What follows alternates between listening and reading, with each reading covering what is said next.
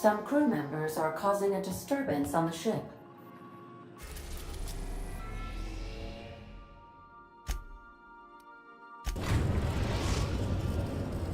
We are now in orbit above Byzantium, Captain.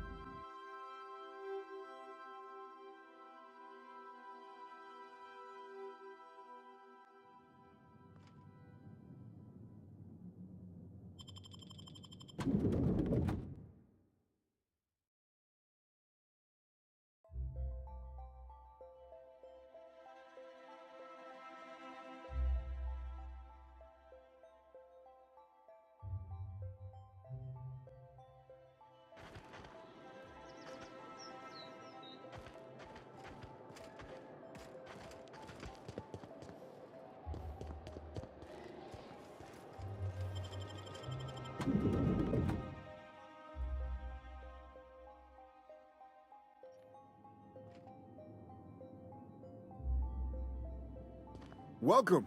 Welcome to the Byzantium office of... Bureau. Bureau of Exploration. Never mind who I am. Hi there.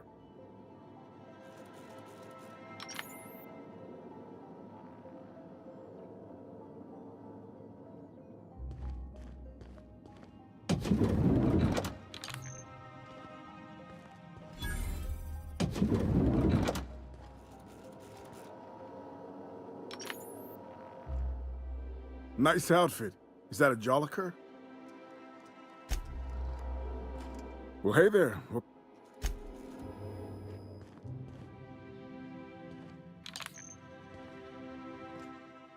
Well, you're obviously not from around here. I don't believe I've ever seen visitors in the Bureau before, come to think of it. Trust me, friend, none of us would be caught dead wearing a Jolliker original in the Bureau, of all places. Alonso Vallejos. Extraordinarily pleased to make your acquaintance, and so on and so forth. I'm currently operating a sightseeing tour of sorts. Think of it as a guided journey across Halcyon. Would you be interested in a trial run? Glad you asked. Our tour guides you across some of the most picturesque and breathtaking sights around Halcyon. We've placed some beacons across a series of locations around Halcyon. All you have to do is follow the beacons to adventure. That slogan's a work in progress. So, what do you think? Are you interested?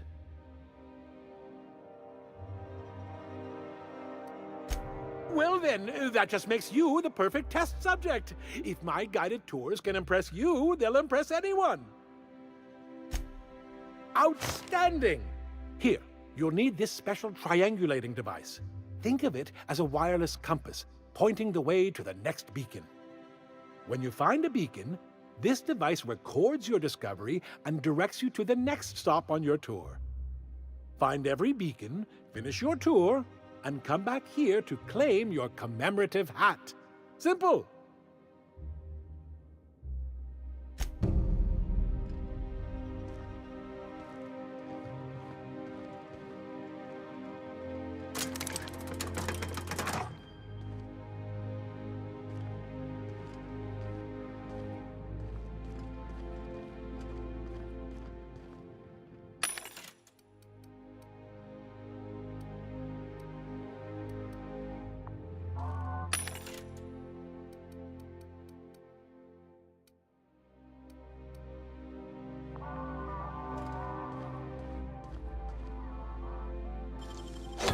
Gosh, that's clever.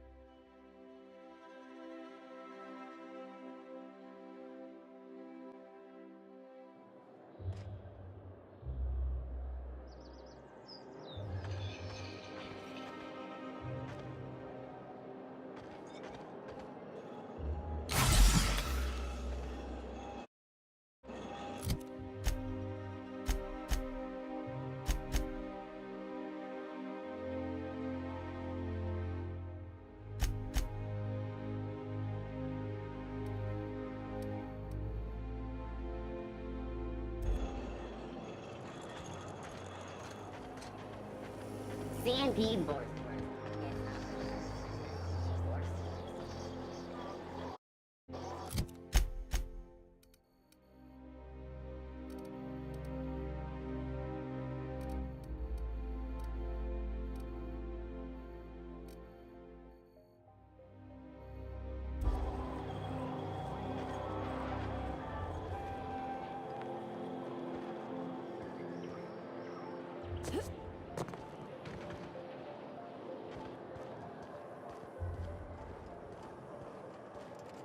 CNP Borsted Baked Beans.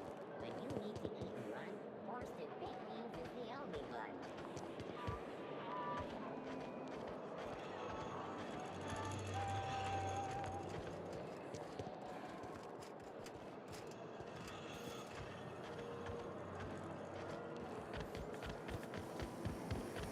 CNP, I can't believe it's not Borsted. It's unbelievable how good it is.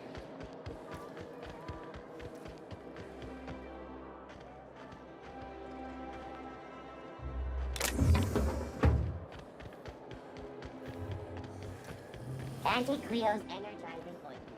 Enjoy 6 cups worth of concentrated caffeine in every dollar. Why can't something exciting happen around here for once? Nothing wrong with stability. It means everything's running like... Don't you ever want a little fun? Maybe see a marauder ship get blown to bits overhead? What if thing to say. Everyone knows marauders can't fly.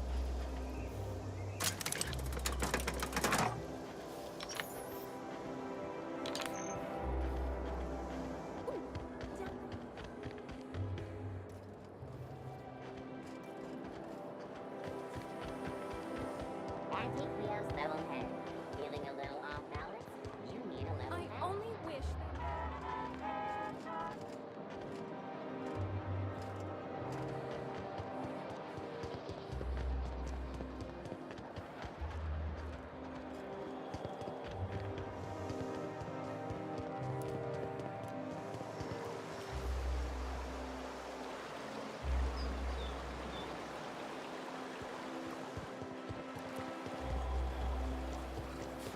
What's done is a block mine.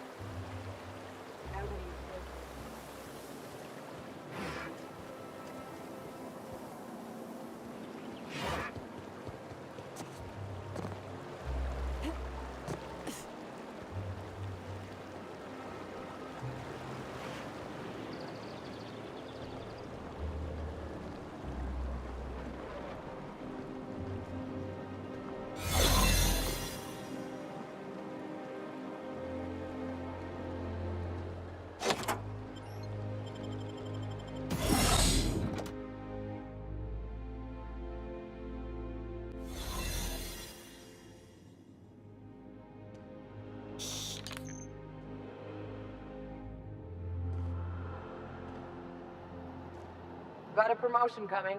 I can feel it.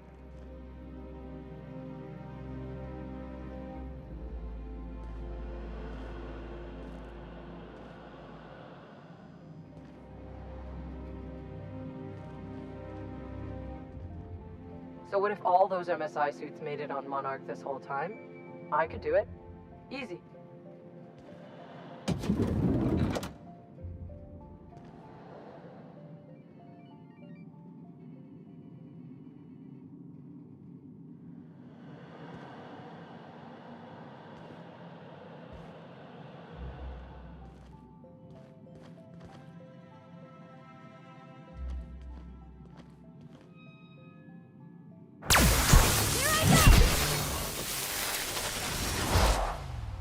Sorry!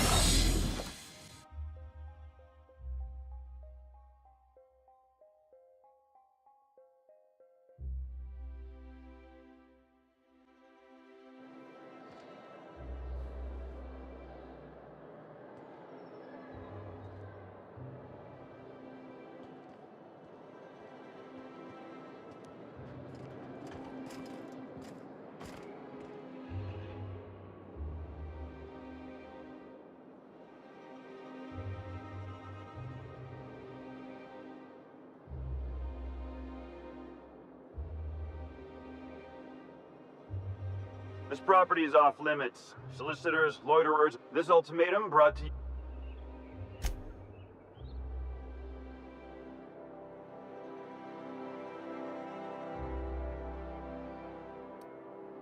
Minister Clark's a private man, and you're asking too many questions. There's nothing to see.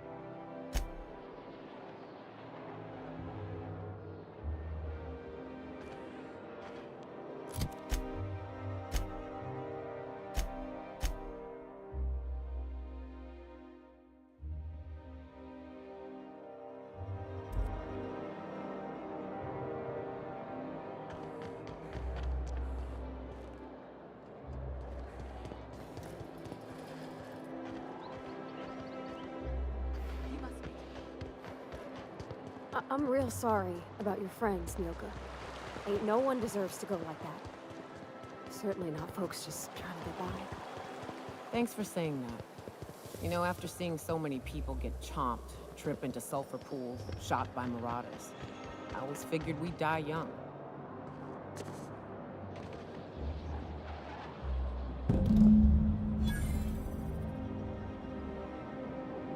But just because you expect it doesn't make it any easier. Adventurer to Prosperity Plaza, Oh, shit. where the shops never Once close. we get, I'm buying you a bottle. So we can Now, proper make your drown way this to the mellow. bustling region of Emerald Vale. Oh, Prepare I to didn't be get a chance dazzled to by try the Vale's Spectrum when we went out breathtaking drinking. lava flows. Is it any good? Rated the third most It is impressive in without a Hellscape. doubt the worst, most foul liquid mankind has ever had the misfortune to invent. You'll love it.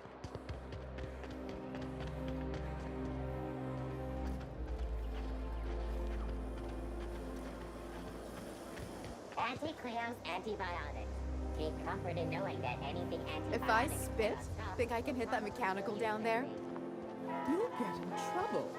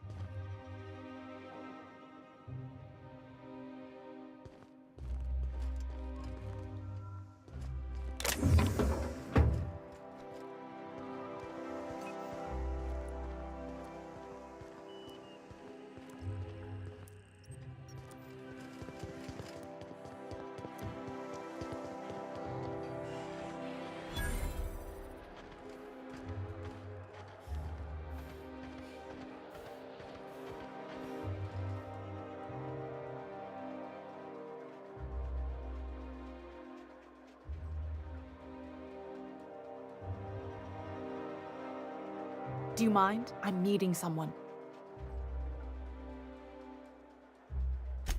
Shh. No names, okay? The Phoenix is a wanted man, and the board has eyes everywhere in Byzantium.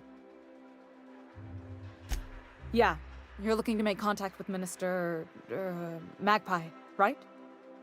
I should warn you, it won't be easy. He spends most of his time in his estate, which is heavily guarded.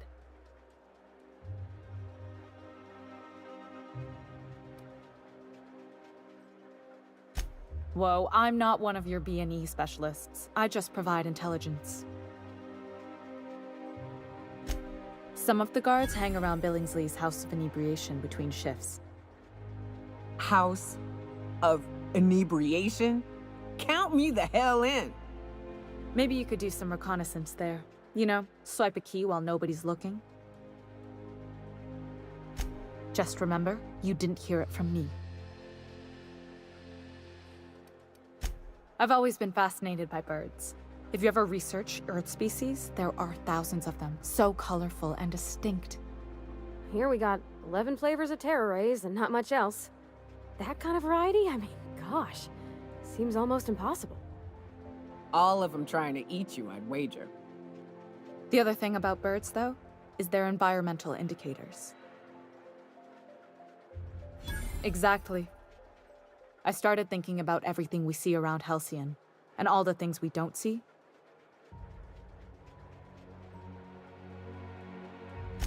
For starters, you rarely come across anyone living in Byzantium who wasn't born here, even though we get ships in all the time. Doesn't that seem strange to you? And then there's the way nothing gets fixed. There used to be a suggestion box around here. People would drop ideas in. Nothing ever came of them, of course. Sure, that part is. That's why they install shredders in those boxes, after all. But one day the shredder broke. No one came to fix it. And since it wasn't working, we didn't have anywhere to file our complaints. So you can imagine how messy things got. I bet your repair folks couldn't find parts. Back in Edgewater, I'd have to take something apart just to put another thing back together. Might have been the paperwork. Here, you have to append forms to your forms, and law help you if there's a single dash out of place.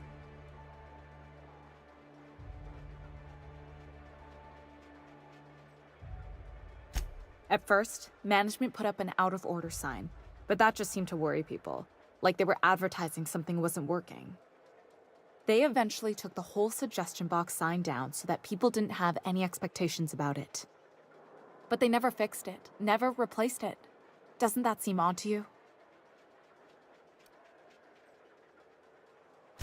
Except that's not how they go. At least that's not how they're supposed to go in Byzantium. If things are broken here, of all places, then I'm starting to think there ain't a hope left in this colony. Things have kept on running this long, right? Or so I used to think. The whole episode made me wonder, if they can't fix something as simple as a suggestion box, what else aren't they fixing? After a while, I got connected with our mutual friend and started using my position here to feed him information when I could. That's it, really. Afraid not. He almost never leaves his home and his guards never leave him.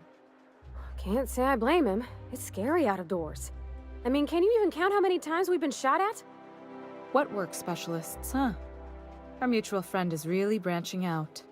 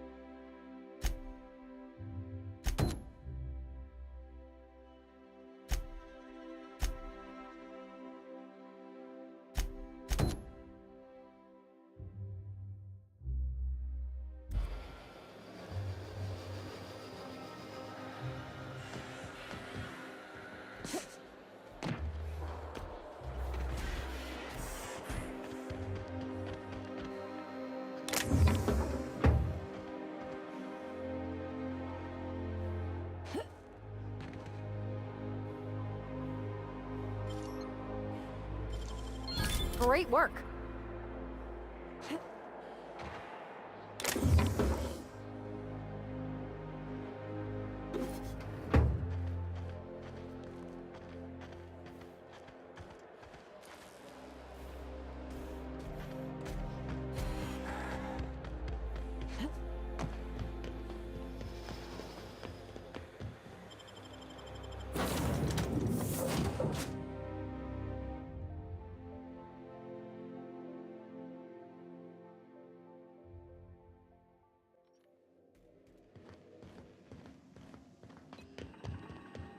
Captain? We are now in orbit above Edge.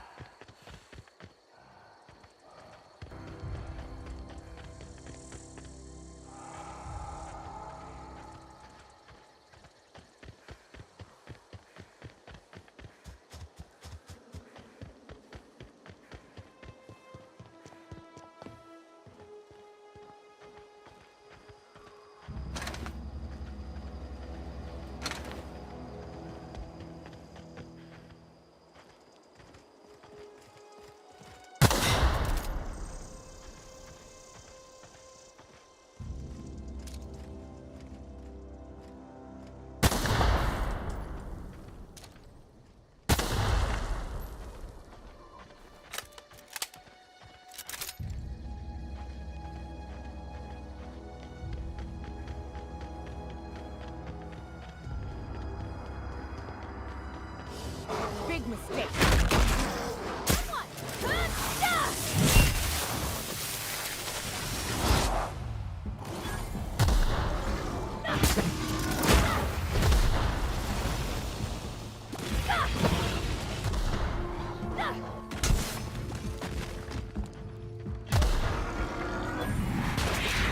Everyone all right?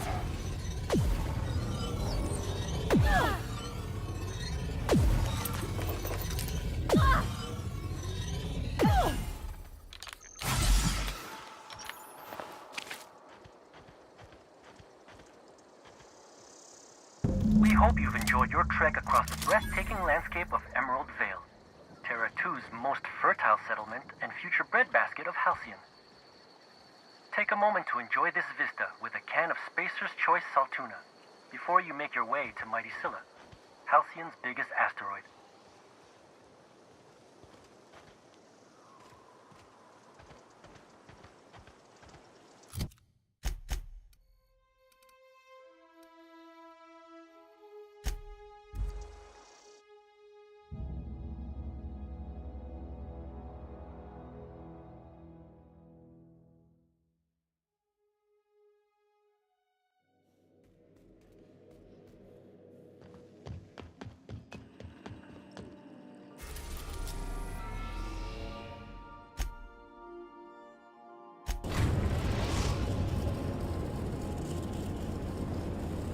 Destination reached. Scylla.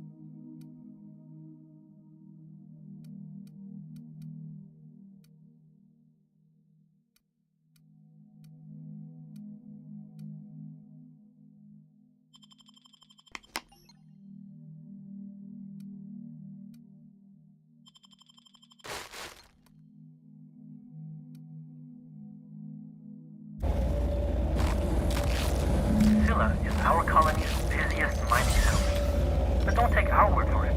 Ask one of the hundreds of proud Hephaestus miners going about their work right now. You're in for a real treat, because our last stop takes us to a charming little village outside Stellar Bay, located on Terra 1.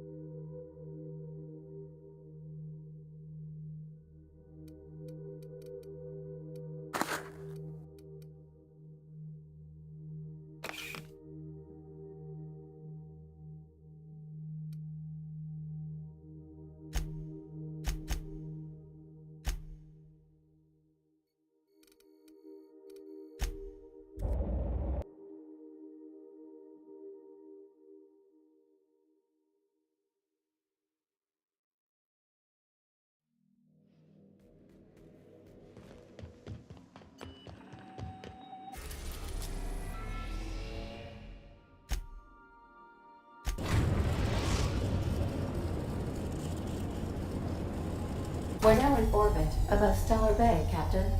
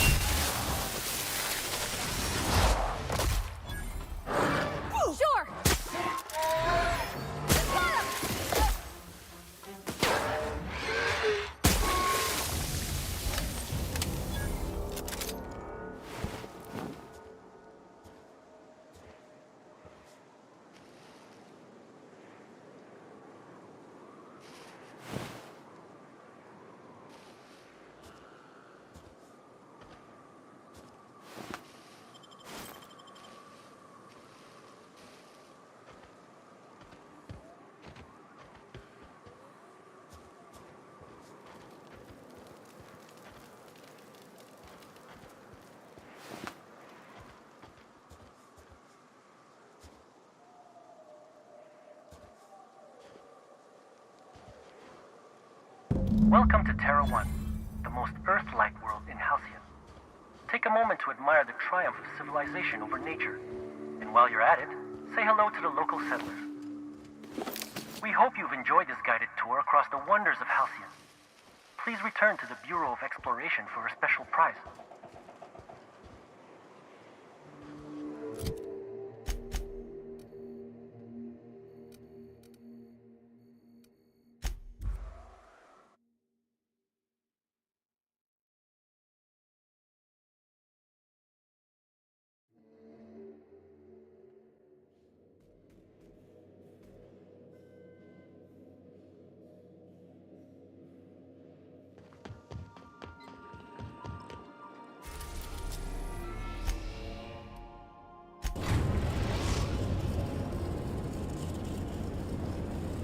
We are now in orbit above Byzantium, Captain.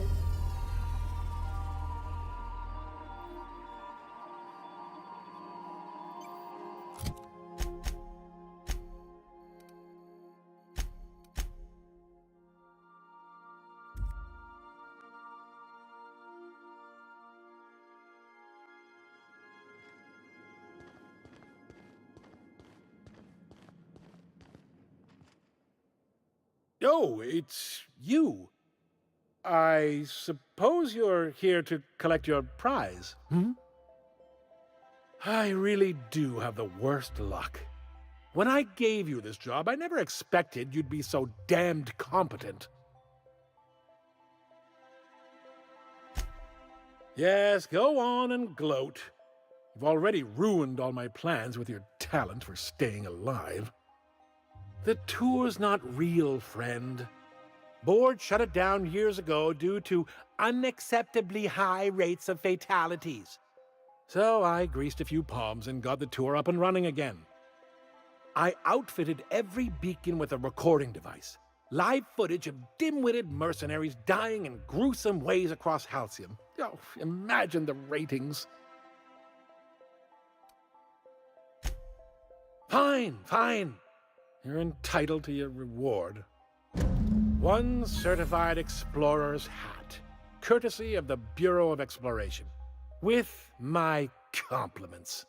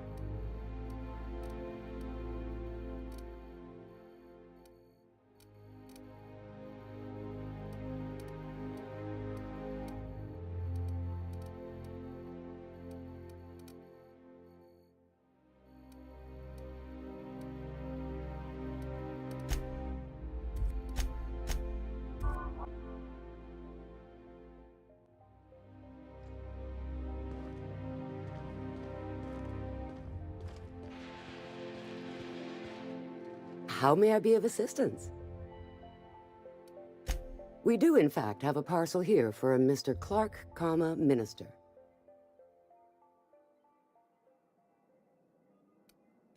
You're not an official member of the Halcyon Parcel Service Team. That means you'll have to sign a release form.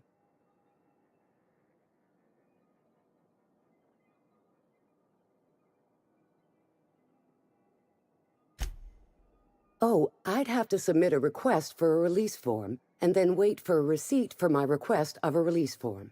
Then you'd have to make an appointment. Couldn't say.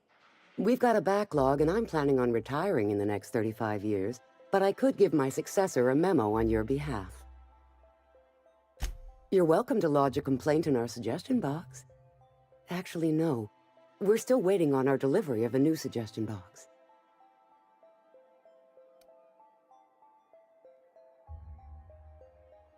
You do that? Wow. Hey, you know, a positive review from the minister would go a long way in my semi-monthly employment audit. Here's your parcel to be delivered to Mr. Clark, Minister. Law speed.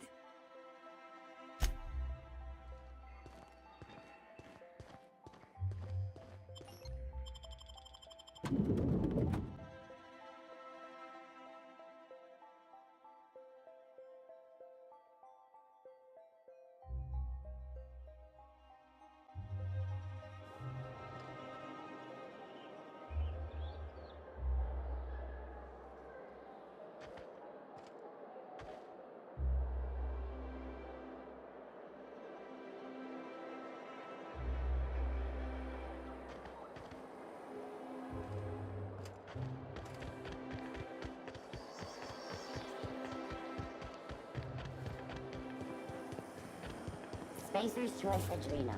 For life's little injuries.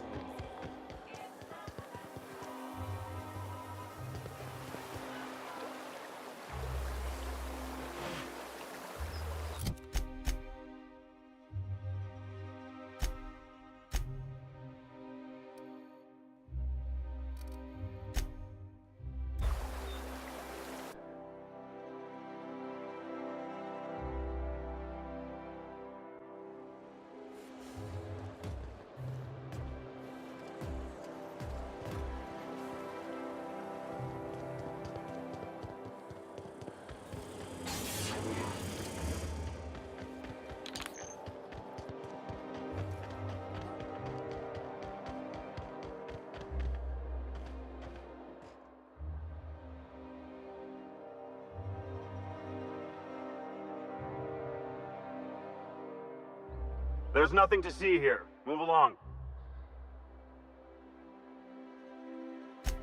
Yeah? Let's see it. Looks like your papers are in order. All right. Go on through.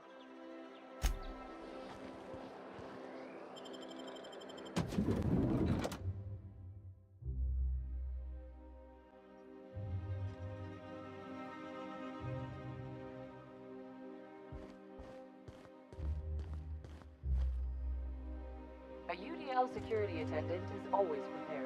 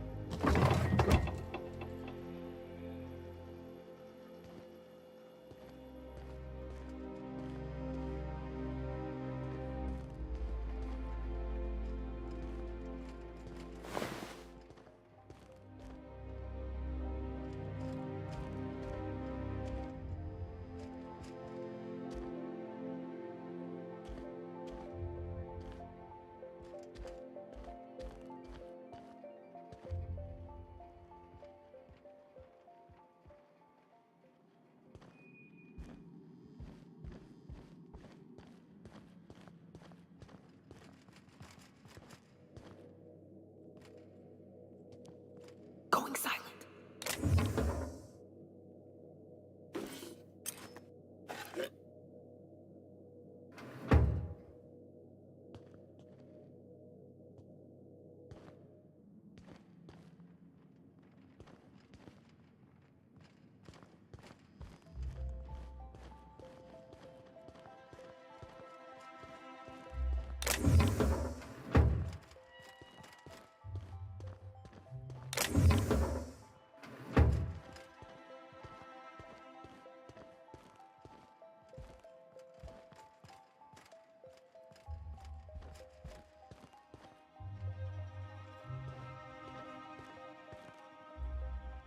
So what if all those MSI suits made it on Monarch this whole time? I could do it easy.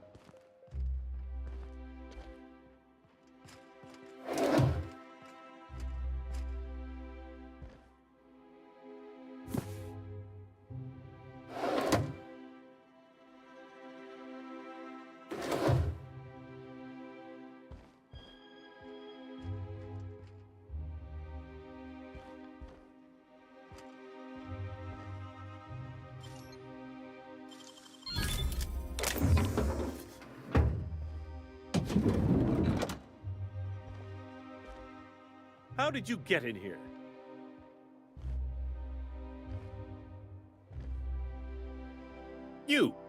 You're not one of my guards. What are you doing here? Oh, my law. Captain! Captain! That's the minister! Mr. Clark! Oh, wow!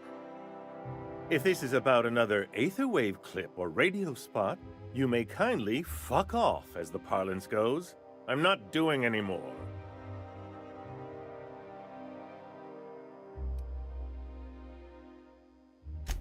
Slowly and loudly, Aloysius, that's the only way these morons understand anything.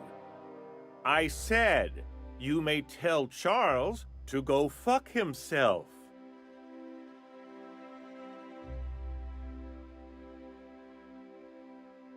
Then you're not part of Rockwell's PR team. That means you're a dissident? A real live dissident? But what are you doing here? And how did you get in? Drugs, of course. What else? Why did I get my hopes up? Back to idiot speak. I don't have any drugs. You should try a vending machine or a purveyor of curative goods. He's got no idea what we're asking about. Will that be all, then?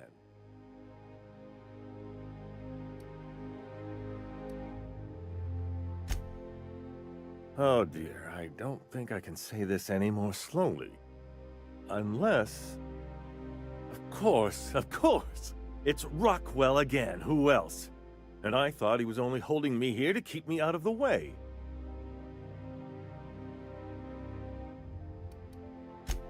You are a quick study, indeed. I've long suspected Rockwell of transacting business in my name, but this proves it. You've been all alone in this house? Would you like me to make you tea? Please, this is important. Whatever it is that brought you here, Rockwell's the one behind it.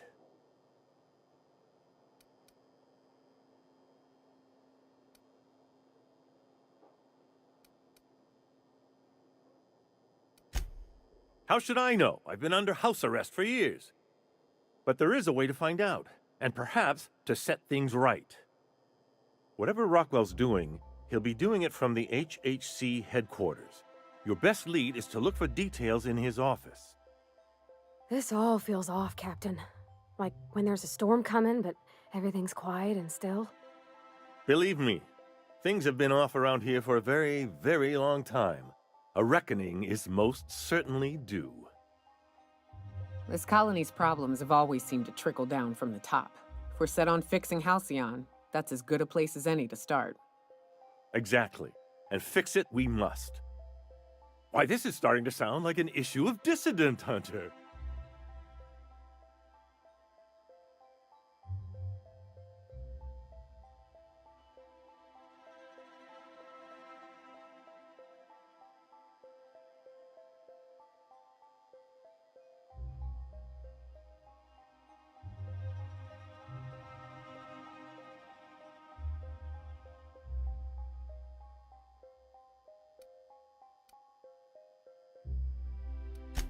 Halcyon Holdings Corporation, the collective of companies that run the colony together.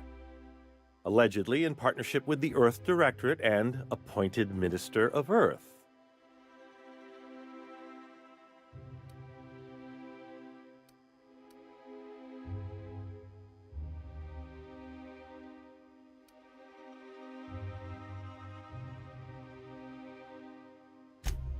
I assure you, I didn't ask to be locked up and made to perform like a trained animal.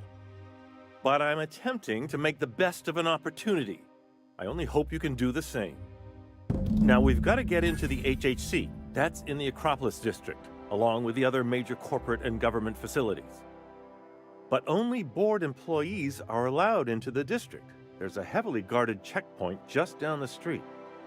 There might be a route through the maintenance tunnels, but I'm afraid I don't know specifics. Most people avoid the area for obvious reasons.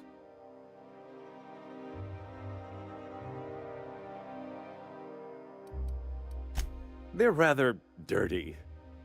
There are also rumors of sprat infestations, faulty automechanicals, and other unsavory hazards, if that sort of thing bothers you. Suit yourself. When you reach the HHC building, this access card should get you up to the executive suites, where the chairman's office and what used to be my office are. Oh, I haven't been allowed up there in years. I shudder to think what Rockwell's done with the place. A gilded minibar, perhaps? A personal theater? The man has too much money and too little sense.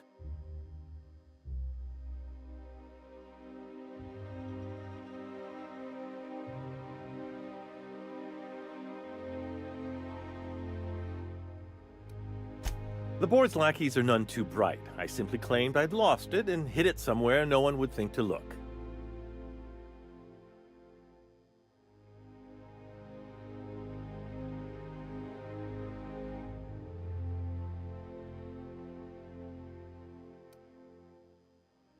I merely hid it in a book.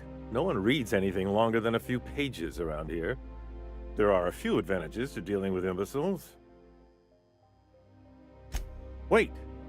Rockwell has one of the only terminals capable of transmitting to the Earthbound message drone. This is our chance. Please, take this and transmit it from his office. Rockwell hasn't given me any messages from Earth for years. He's desperate to keep me out of contact with the Earth Directorate. But they need to know what's happening here. What isn't on it is the real question. I've gathered meeting minutes, internal messages, sustainability reports, and more, all exposing the corruption and mismanagement plaguing Halcyon. Once the rest of the Earth Directorate sees it, they'll have to send help. But they wouldn't get here for... I don't even know. Shouldn't we do something our own selves?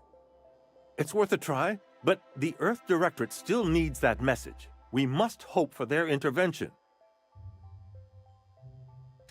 Perhaps there is hope after all. And now I entrust it to you. Good luck, and trust no one in the Acropolis District.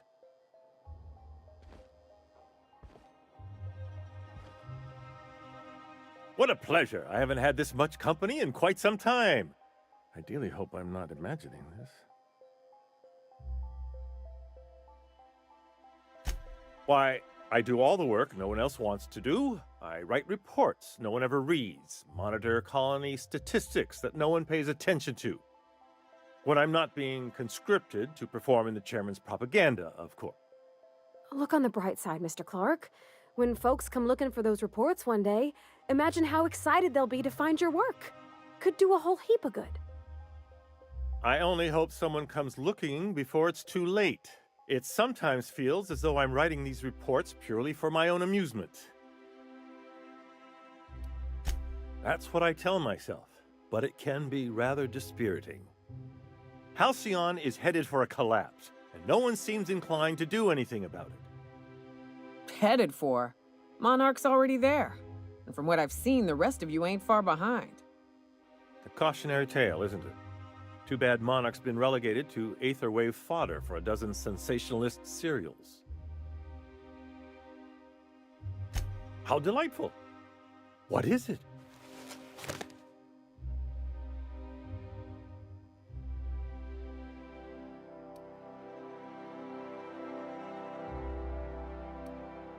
I should hope not. Certainly looks more like a parcel. The latest issue of Dissident Hunter! I've been waiting for this. Most of what passes for entertainment here is appalling.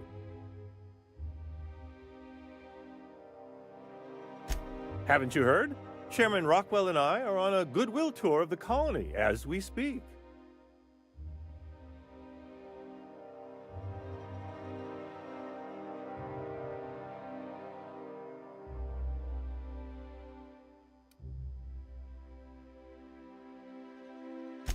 Except for the bit about my suddenly coming down with stomach flu last year. That truly happened. Aside from battalions of UDL security forces, most of Halcyon knows my name and face, so I could hardly evade Rockwell for long.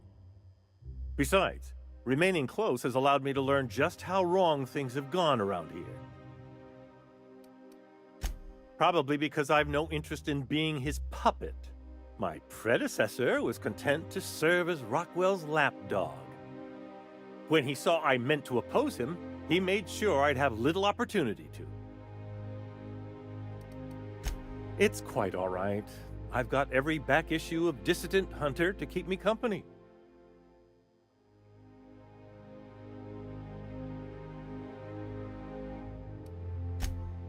Are you telling me you haven't read one? They're fabulously entertaining. Also, they're a surprisingly useful means of ascertaining what's going on in the broader colony. The board's most pressing grievances tend to feature heavily as the problem of the week. Sometimes it's factory strikes, other times it's dissenters.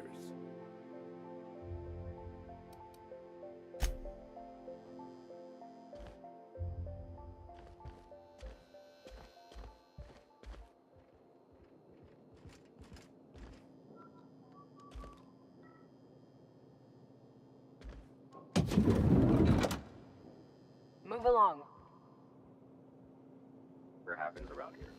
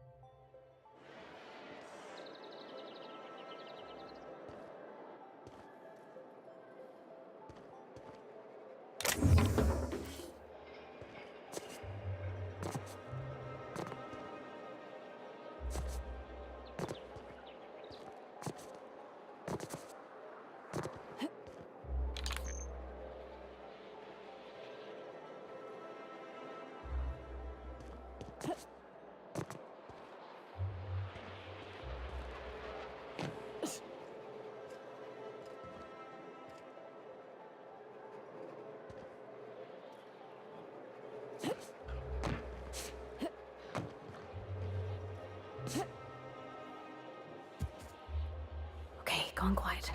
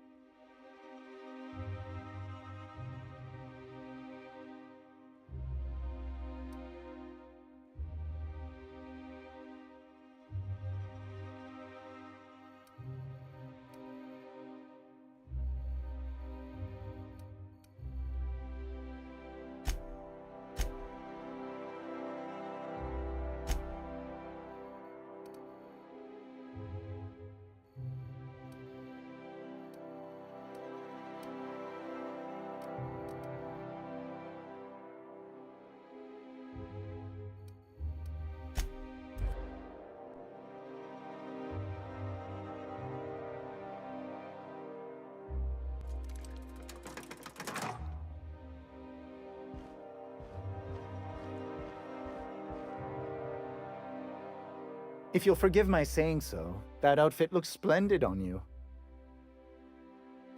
Wonderful.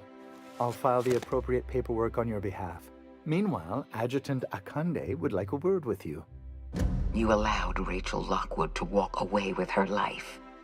Do you realize the inconvenience you just caused me?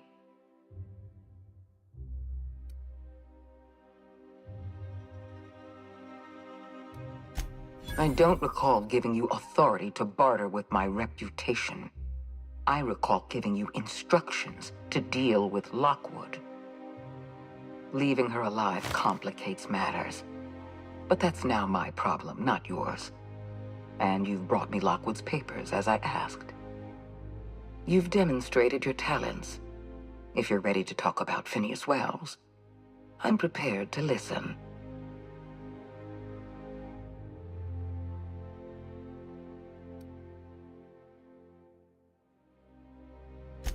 I appreciate that you want to drive a bargain. You understand I'm not paying you for anything less than reliable information. Wells had to be in touch with you somehow. Find his communication terminal and send us a tracing signal. Once I verify his location, I'll arrange for your payment. I always reward good work. Deliver Wells to the board, and you'll be more than compensated. Percival will file the appropriate paperwork on your behalf. Once you've sent a tracking signal from Wells's lab, we'll move on to the next step. As instructed, the code for our secure communication channel. On behalf of the Halcyon Holdings Corporation, I bid you good day. Oh, just a receipt for your services and my receipt for your receipt, and also a standard declaration of intent to perform espionage. Very routine. I'll see to it personally. I'm flattered beyond description.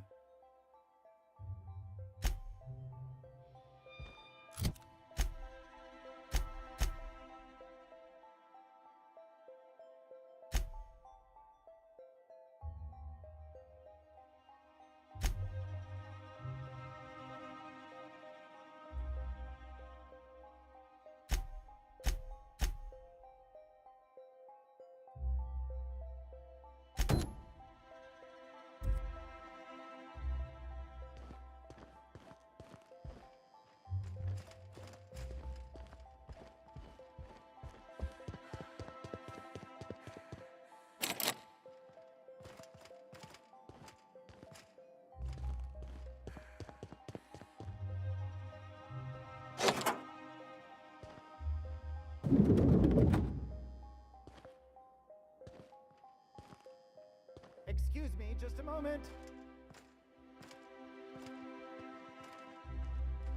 Is there something I can do for you?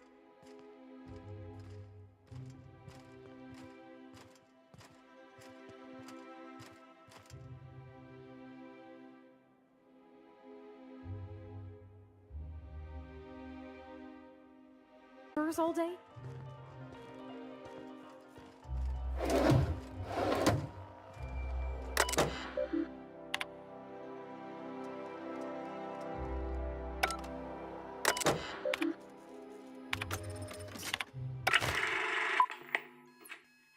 Good afternoon. I'm Chairman Rockwell, and I'm here to address a serious issue facing us. As you all know, our colony has been successful beyond our wildest dreams. Unfortunately, we've recently discovered that our food supply will not be able to sustain Halcyon's population in the long term. Everyone will die. Everyone will slowly stop living from malnutrition. But we're doing it together, and that's what matters. I fucking swear, if someone doesn't give me something to read that will placate the masses soon, all of you will find yourselves violently unemployed. But I can assure you there's nothing to fear. We've got a solution. It's called the Lifetime Employment Program. We will freeze most of the colony to preserve resources, while the best and brightest of Byzantium continue living in prosperity. Look, you idiots! How many times do I have to tell you we can't say shit like that? Fire whoever wrote this! While Halcyon's brightest minds solve the problem of our nutritional shortage, the rest of the colony will be placed in suspended animation. Individuals will be revived on a rotating basis, so that every Halcyonite can be part of the important work of saving our colony. By testing paperweights. Sorry, couldn't resist. Let's go again. And someday, in the not-too-distant future when we've solved this crisis, we'll all be back together again working for the good of Halcyon. Until then, the board shall provide for the deserving just as it always has. So, obey your supervisors, take your vitamins, follow your corporate-mandated grooming rituals, and rest assured with the board on your side, there is nothing to worry about.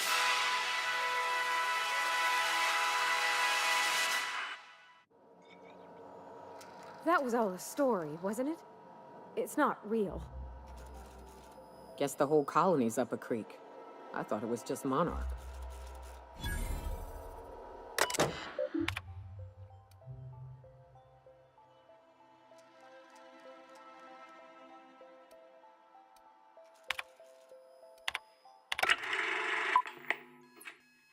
Good afternoon.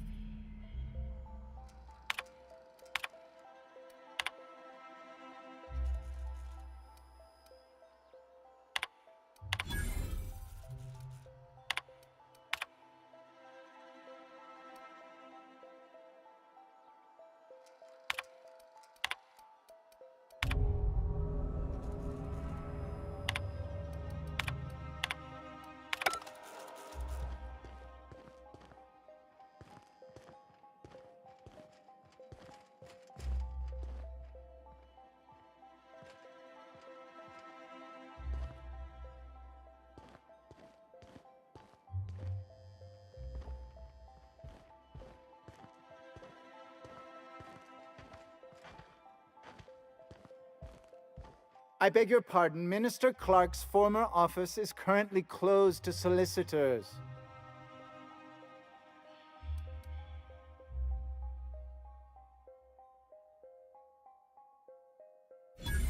What? Oh dear. Thank you for reminding me. I can't stand the thought of someone else's hands touching my custom letterheads.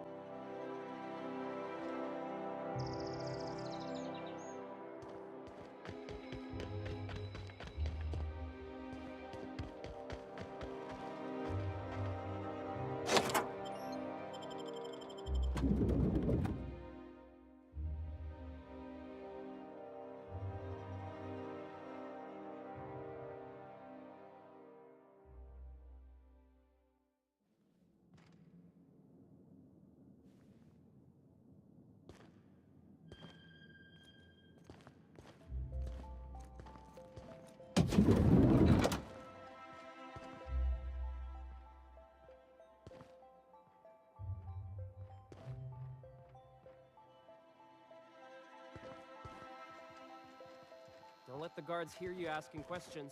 Or... Sorry, I shouldn't talk. Not without signing a waiver. You see any sprats loose up here? Definitely don't touch them.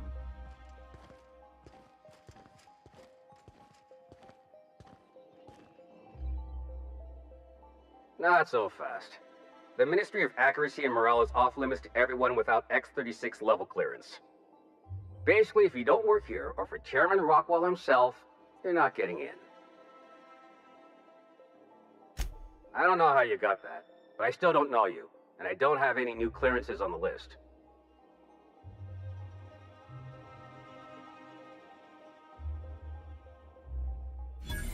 What?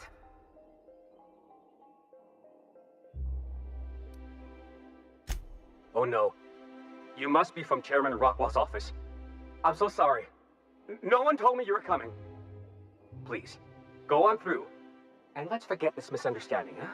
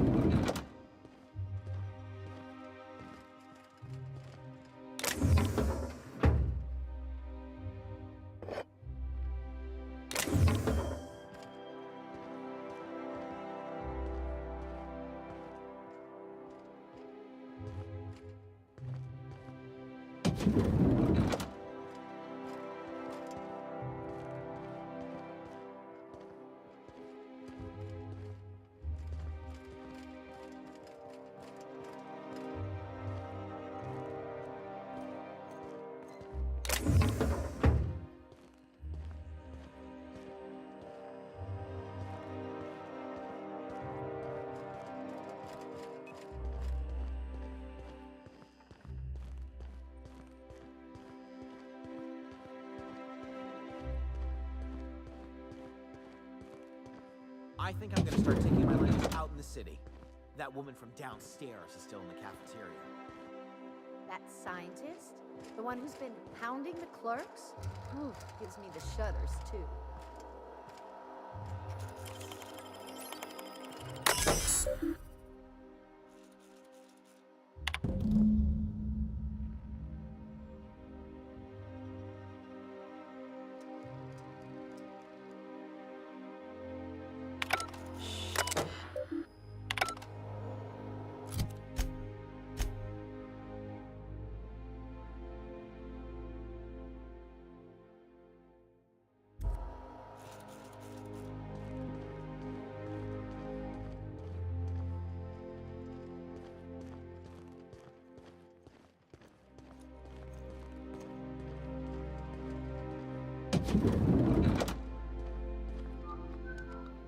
Hey, did Tillman get transferred or something?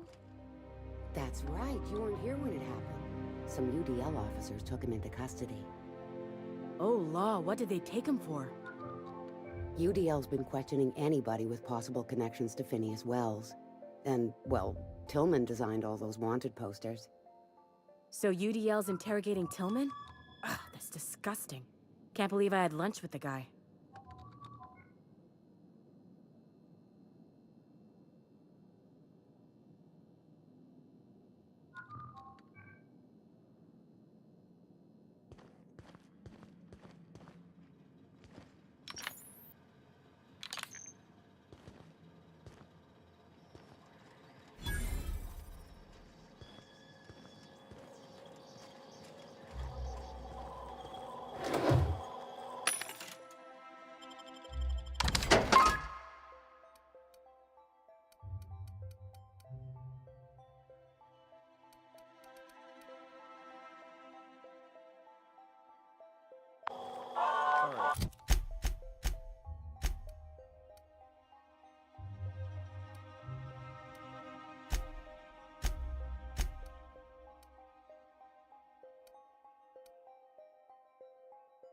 Not without signing a waiver.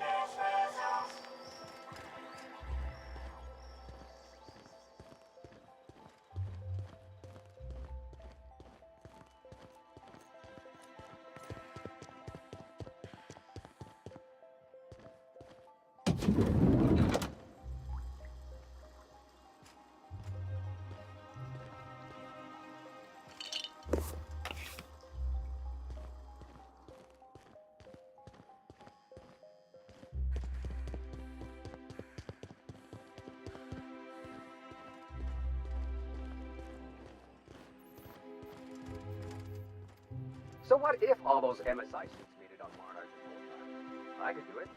Easy.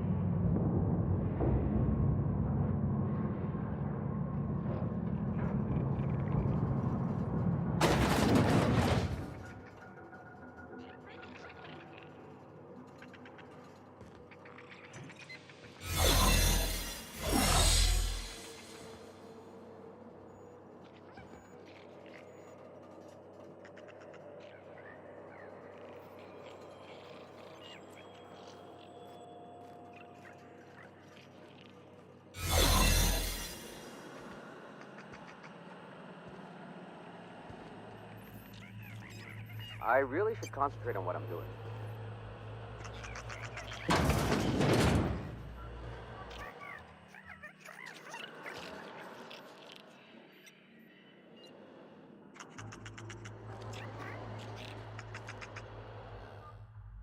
My mysterious Sprat Savior. What an unexpected surprise. But what are you doing here? On the other side of the lab? Why, that requires a top-level clearance. After all, we're running low on the stuff.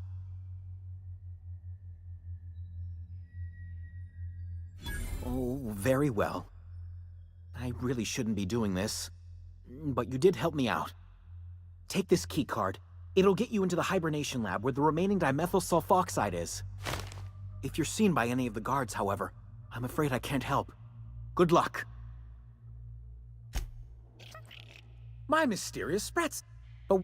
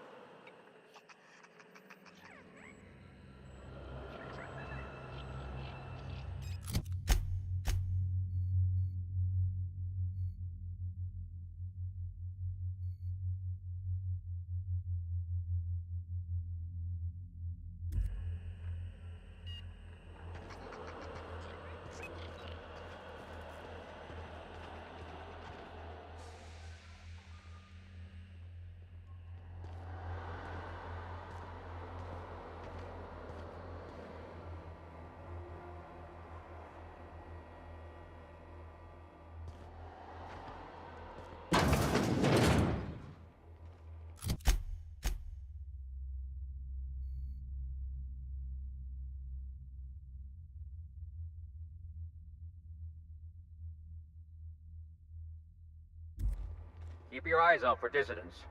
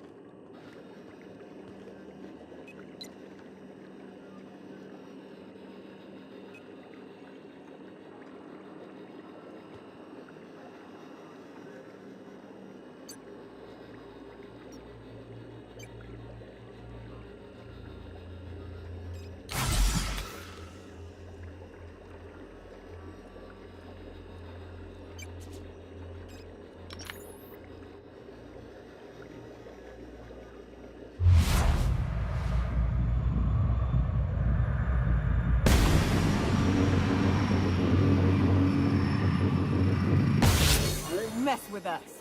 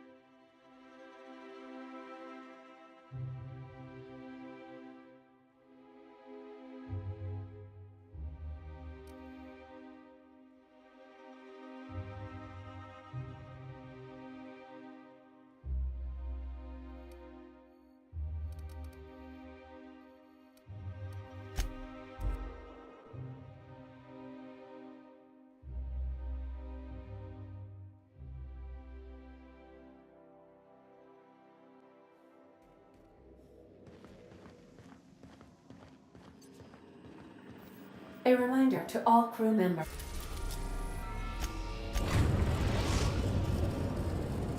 We have successfully arrived at Phineas's orbital lab, Captain, and we are still in one piece.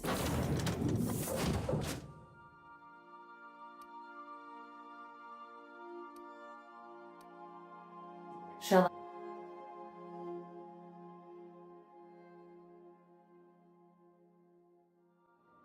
You got a second?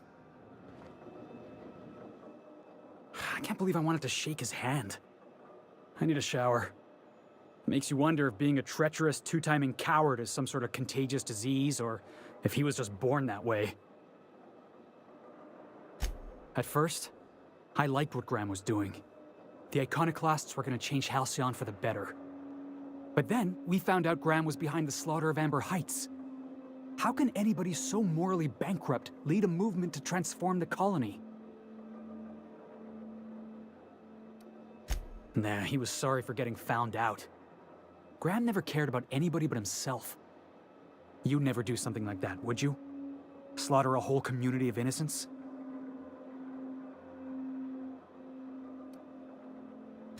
I'm sure Graham told himself the same thing. He wasn't the one who held the gun and pulled the trigger. All he did was turn a key. The thing is, that's all it takes. Sometimes the difference between right and wrong is turning a key, or looking the other way, or keeping your mouth shut when you ought to speak up. Let's get back to it.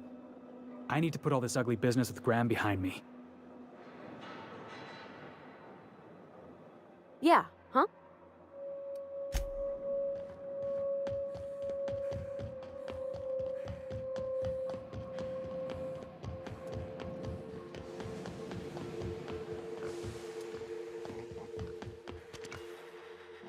I've kept myself busy in your absence, optimized my formula. I'm now confident I can revive the remaining colonists.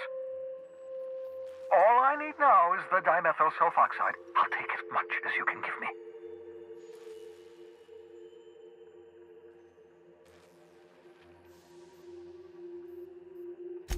What? Oh, yes, well, that's obvious. Anyone with 2 working labs can see this colony's slouching toward oblivion. Why do you think we've been doing all this? I revived you to help me save Halcyon from annihilation.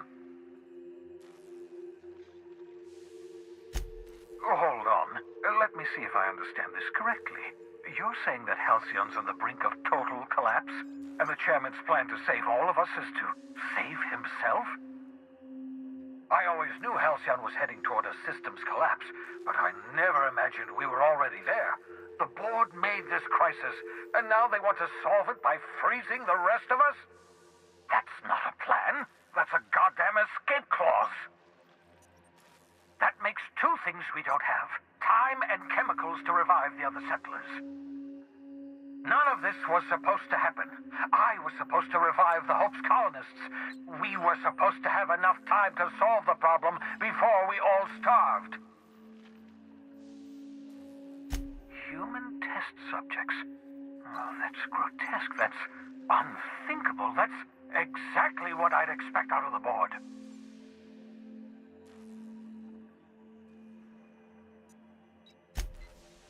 Damn, that's not enough. Not nearly enough for the whole ship. I could revive a handful of settlers. Maybe, possibly, 10. We're out of time. We're out of chemicals. We may very well be out of options. If the board has their way, we're all going to be spending the rest of our lives frozen in stasis. Do you realize what this means for the Hope? For your fellow colonists? The board's going to kill them all. Toss them out into space, just to make room in their hibernation chambers.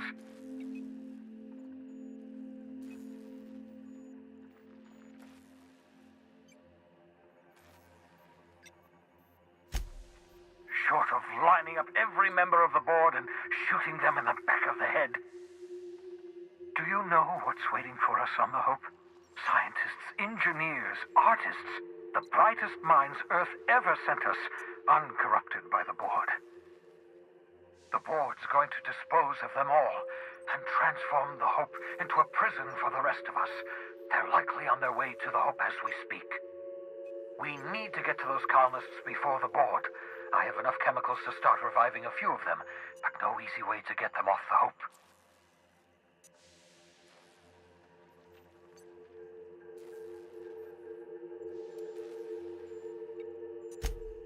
All right, I've got it.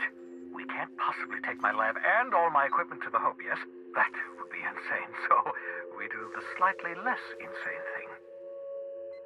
We bring the Hope to us. Skip the entire ship across the distance of colony space, right next to my lab. If we link up the Hope to the Unreliable, then use your navigational computer to calculate a reasonably safe vector, we can skip the entire colony ship into the rings of Terra 2. I don't know much about skip drives, not the physics anyhow. I do know the Hope's real massive. How's our bitty little ship supposed to skip it? Excellent question, my sharp-witted mechanic. You will use your own ship to power up the Hope's skip drive. Your navigational computer can handle the rest. I don't understand a word you said, Doc. All I know is, if we're gonna hijack a colony ship, count me in. Yes, excellent. I approve of your enthusiasm, young man. You should ask your captain for a raise. You'll need to switch on the Hope's auxiliary power using the Unreliable. Then head to the bridge. Your navigational computer, Ada, should be able to activate the Hope's skip drive. Once you've skipped the Hope next to my lab, I'll have easy access to the frozen colonists. I can start reviving them immediately.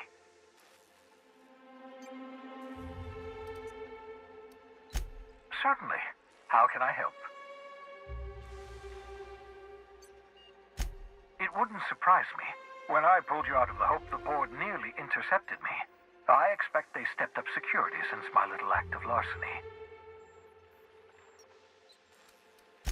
Skip drives were never designed to be used within a system, but I skipped my ship across Halcyon when I rescued you, and that turned out fine, mostly. That is, I ruined my ship and nearly killed myself in the process, but the maneuver was well within acceptable margins of risk. You'll be fine. You'll be fine.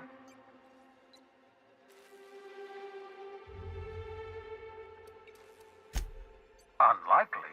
The Hope is as massive as the Groundbreaker, but compared to the rings of Terra 2, positively minuscule.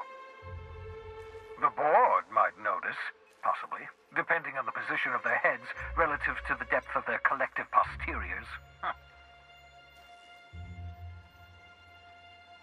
I know you're wondering why I'm doing all this. Why I believe the people on the Hope are the answer to the colony's problems. The Hope is carrying some of humanity's most brilliant thinkers, scientists, engineers, experts in their field.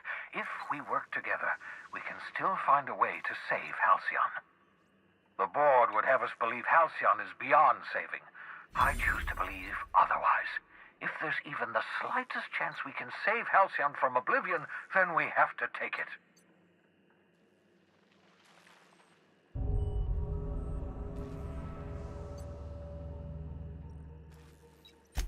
You absolutely should.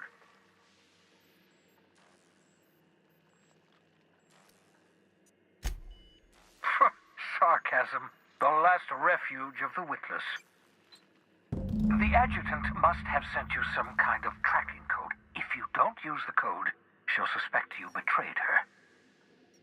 I think you should use the code and send a corrupted tracking signal. That should buy me some time. The board's going to catch up to me sooner or later. This way I'll have time to set up some particularly nasty defenses. Use my communications terminal to corrupt the tracking signal. While the board busies themselves trying to decipher it, I'll have plenty of time to prepare my defenses. Certainly. How can I help?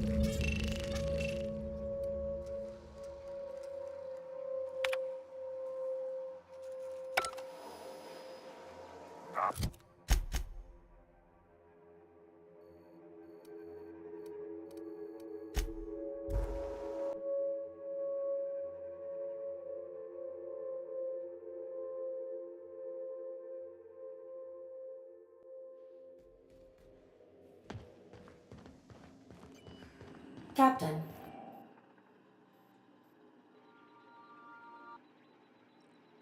You have a message from Adjutant Sophia Akande. I'm impressed, Captain. I almost expected you wouldn't go through with it. Unfortunately, Dr. Wells found a way to corrupt the signal before we could pinpoint his location. Still, it's only a matter of time before we find him. Come visit me in Byzantium. We need to have a talk about the future of this colony. Transmissions are so impersonal. I'd like to meet you face to face. Adjutant Akande has ended her call. Rather rudely, if I might say, considering she didn't sign off. Will there be anything else, Captain?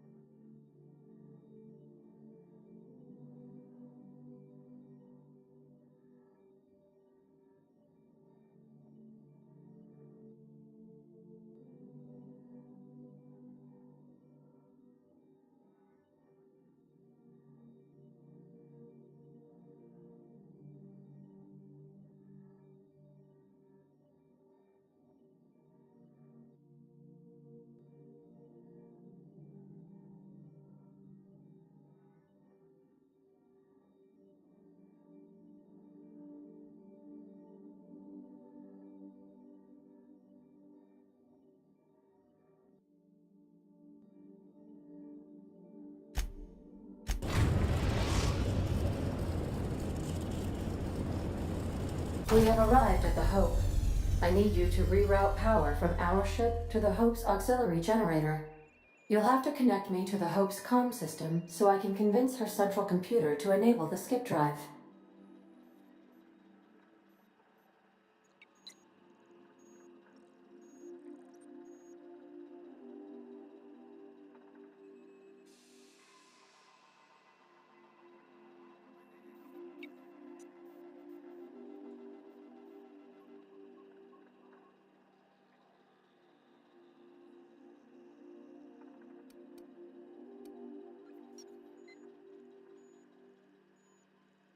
The Hope is the Groundbreaker's prettier, sleeker sister. She wandered off and got lost for 70 years, but just recently was found. Also, there are hundreds of thousands of frozen organic life forms hibernating in her hold. If your calculations are even slightly off, you could crash the entire colony ship into Terra 2. Or the Sun. I must recommend you leave the calculations up to me, Captain. Forgetfulness can be an early warning sign of asphyxiation due to loss of pressurization. Are you breathing comfortably, Captain? I need you to reroute power from our ship to the Hope's auxiliary generator. You'll have to connect me to the Hope's comm system so I can convince her central computer to enable the skip drive.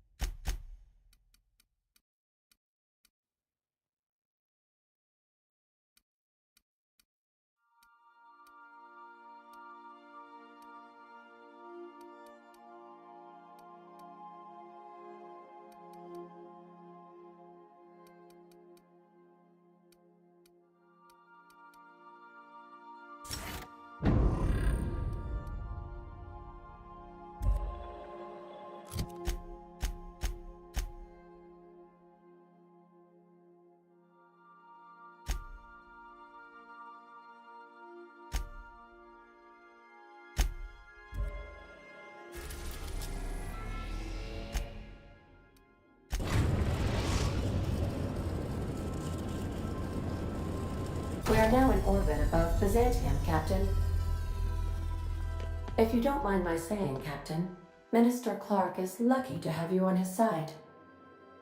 Captain, I hope Dr. Wells has not dragged you into one of his irrational schemes again. My diagnosis of his mental stability is not flattering.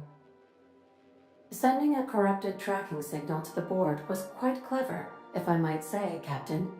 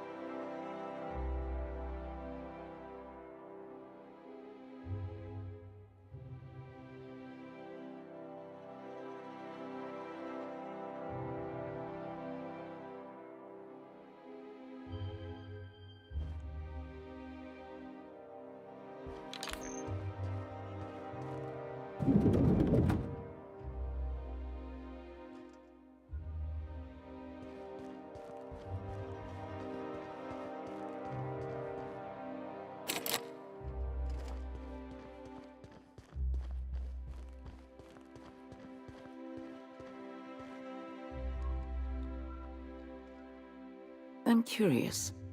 Wells may have been a delusional madman, but he risked his life to save yours. So why turn him in?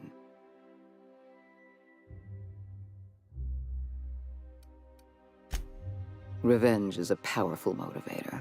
Wells was thoughtless and manipulative. Turning him in was the right thing to do. You've done well. You're efficient, talented, loyal. And if you're ready to get to work, we can finally start doing some good in this colony. My sources tell me you've been busy on Monarch. I'm sure you've seen the miserable state of affairs there, but lawless cesspool that it may be, Monarch has one important asset. All of Monarch's extraplanetary broadcasts are routed through Devil's Peak Station. I want you to claim Devil's Peak Station for the board, by force if need be. I have an agent working in Stellar Bay, Everett Gill. Have a word with him as soon as you arrive. The passphrase is, "The kind of pine grows at night."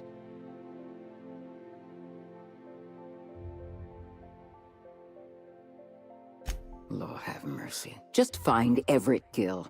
You're his problem now. Speak to Percival before you go. He'll arrange for your reward for turning in Wells.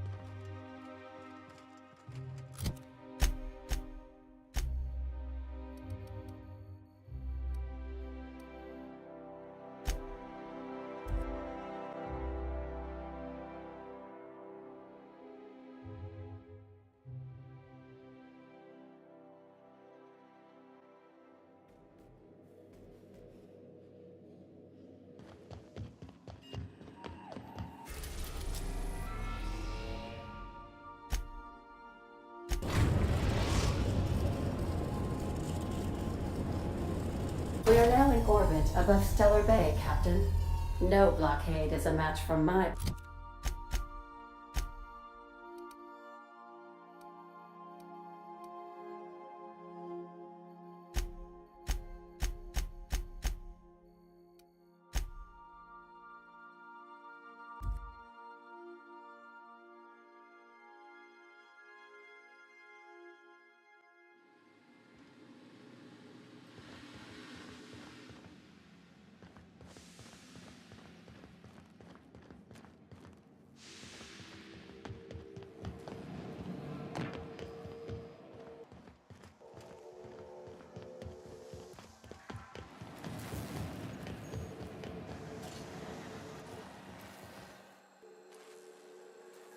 So much for peace and quiet. Would it kill the universe to cut me some slack?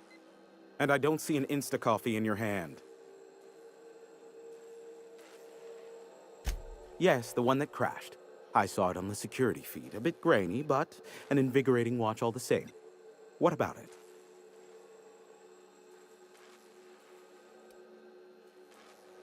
The board has a blockade of gunships that patrol Monarch. Not a ton, mind you, just enough to deter the masses. I am curious as to what downed it. A faulty part wouldn't be wholly unusual. The supply for new mechanicals is tight. Ugh, now I'll never sleep. Unsolved puzzles really torque my sprockets. If you find out what happened, sell me the info.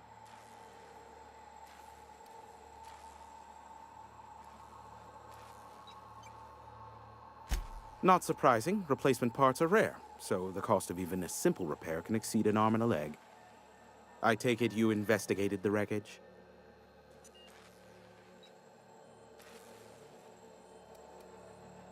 Don't guess the captain would have quite pegged the price of disrepair being the cost of their lives, but these things happen. A shame. I would have enjoyed investigating the mystery further. Is this bonding? I'm not sure I like it. Next, you'll be asking me how I got the scar on my chin when I was 11. Most of it's underneath along my jaw, but yes, it seems to have faded with time. Moral of the story is, never run with scissors. Not surprised. Laid it all out, eh? Well, can't refute facts in the face of solid evidence. A shame. I would... Not surprised. It's a fair one as far as educated guesses go. Of course, we'll never be in...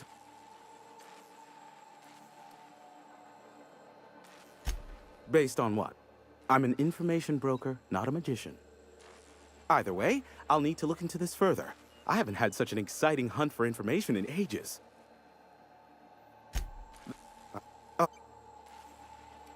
Not... It's a... For my sake, yes. For theirs, no, of course. That wouldn't be the sole reason. Survivability of strangers is very important to me. I hope the person responsible for destroying a space-worthy vessel and the rare parts tied into it has absolutely survived the wreckage, just so they can keep muddling through life. Either way, I'll need to look into this further. I haven't had such an exciting hunt for information in ages. Ha! Oh, that's a good one. You're not serious, are you? Yes, well, let's see how long that lasts.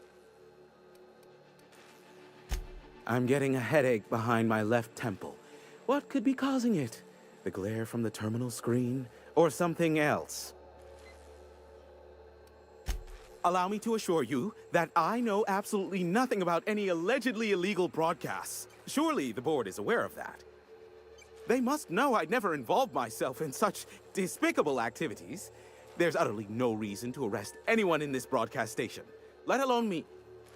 In fact, you're doing me a favor by helping me disable any alleged such broadcasts, if they exist.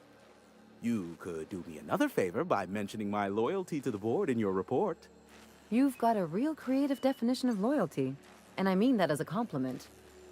Hiram, you have to be the slimiest, most two-faced man I've ever called a friend. Oh, you called us friends. I'm not sure whether to be touched or insulted by that. Look, you never met a man more willing to work with the board than me. I know we can come to an agreement, please.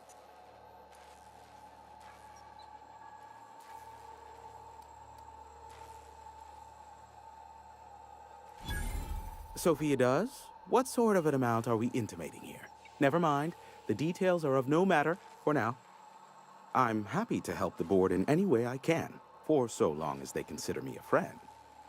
And as you've already shut down the transmission from Amber Heights and Stellar Bay, you've effectively ended all unregulated chatter on the planet.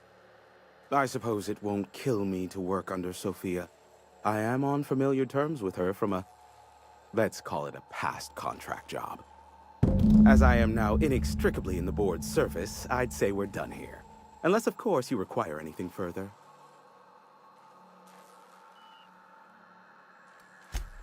Business. Give.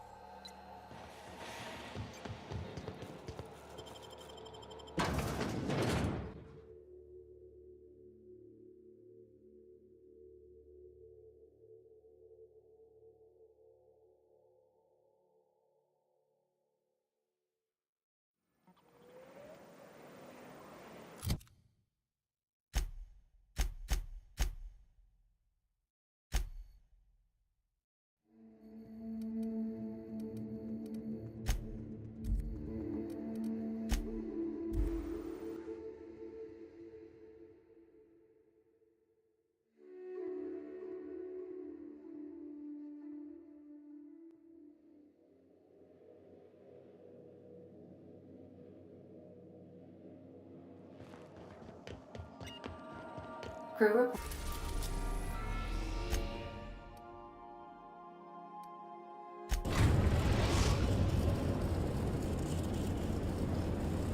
We are now in orbit above Byzantium, Captain.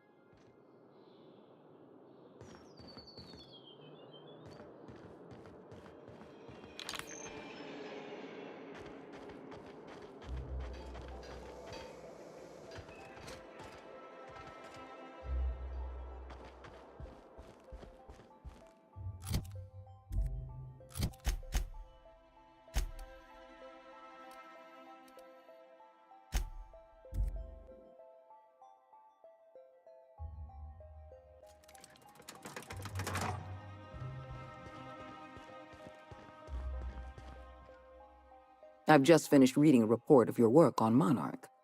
The broadcasts have been silenced at last. Graham Bryant was a madman, a narcissist, and exceedingly dangerous. Colony is safer without him. And you brokered an alliance with the broker himself. Hiram Blythe is a valuable asset. Well done. Your work is exemplary. You've earned a place in the chairman's inner circle. Congratulations are in order. No, I haven't been watching you. I've been reading reports of your work. You're better than an adventure serial. Now, we introduce you to the chairman's plan. Turn your eyes to the screen. Good afternoon. I'm Chairman Rockwell, and I'm here to address a serious issue facing us. As you all know, our colony has been successful beyond our wildest dreams. Unfortunately, we've recently discovered that our food supply will not be able to sustain Halcyon's population in the long term. Everyone will die. Everyone will slowly stop living from malnutrition. But we're doing it together, and that's what matters. I fucking swear, if someone doesn't give me something to read that will placate the masses soon, all of you will find yourselves violently unemployed. But I can assure you there's nothing to fear. We've got a solution. It's called the Lifetime Employment Program. We will freeze most of the colony to preserve resources, while the best and brightest of Byzantium continue living in prosperity. Look, you idiots! How many times do I have to tell you we can't say shit like that? Fire whoever wrote this! While Halcyon's brightest minds solve the problem of our nutritional shortage, the rest of the colony will be placed in suspended animation. Individuals will be revived on a rotating basis, so that every Halcyonite can be part of the important work of saving our colony. By testing paperweights. Sorry, couldn't resist. Let's go again. And someday, in the not-too-distant future when we've solved this crisis, we'll all be back together again working for the good of Halcyon. Until then, the board shall provide for the deserving just as it always has. So, obey your supervisors, take your vitamins, follow your corporate-mandated grooming rituals, and rest assured with the board on your side, there is nothing to worry about.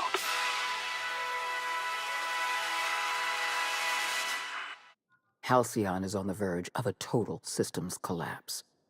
The truth is ugly and difficult to accept, but we must accept the truth before we can move forward. Malnutrition is already a problem. Disease will come next, followed by starvation, followed by a breakdown of society, followed by extinction. I know this must come as a surprise to you. I imagine you have questions. What's in this for you? There's gotta be an angle. There always is for people like you.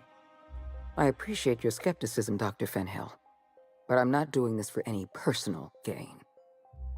My angle is the preservation of our colony by any means possible. Nothing more, and nothing less. The powerful make the mistakes, and the powerless are left paying the price, as it has always been. Tell me, Adjutant, have you anything to offer beyond the usual false platitudes? I'm offering decisive action, Vicar DeSoto. I can no longer depend on lazy, weak-willed bureaucrats to help me rescue Halcyon. I need someone with a backbone, someone like your captain. I won't pretend the truth isn't damning. Yes, the colony is on the verge of collapse, but there is a way to save it.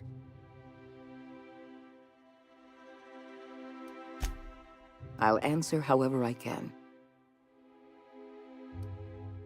We've already crossed the point of no return. The collapse has already begun. You must have noticed the signs in Emerald Vale. Malnutrition, disease, high mortality rates. This is a permanent famine, Captain.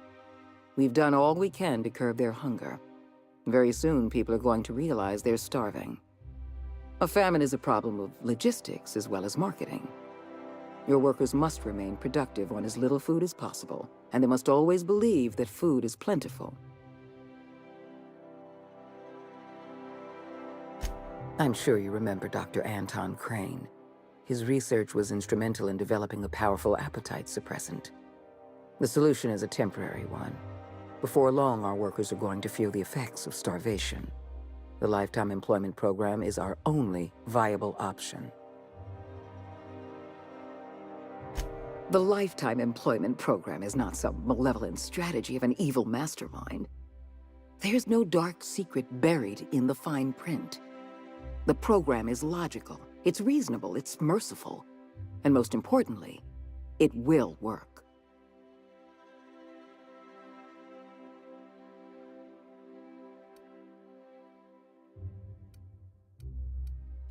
Byzantium is the beating heart of our colony. And as long as Byzantium survives, Halcyon may one day recover from the collapse.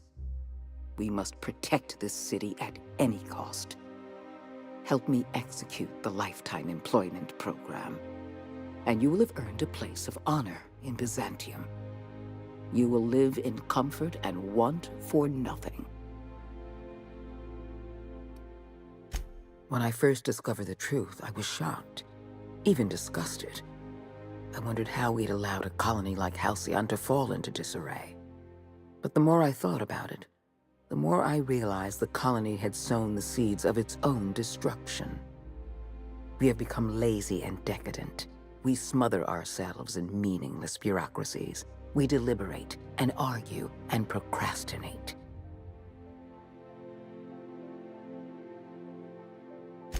I admit, I occasionally fantasize about making an executive decision without having some tedious committee questioning my every move.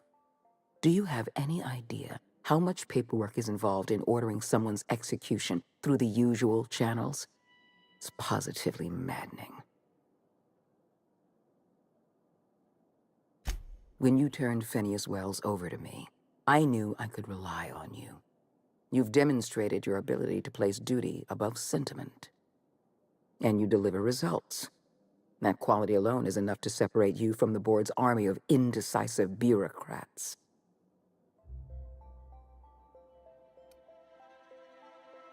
Do you know how many meetings I have to sit through? How many papers I have to sign before I can make one decision?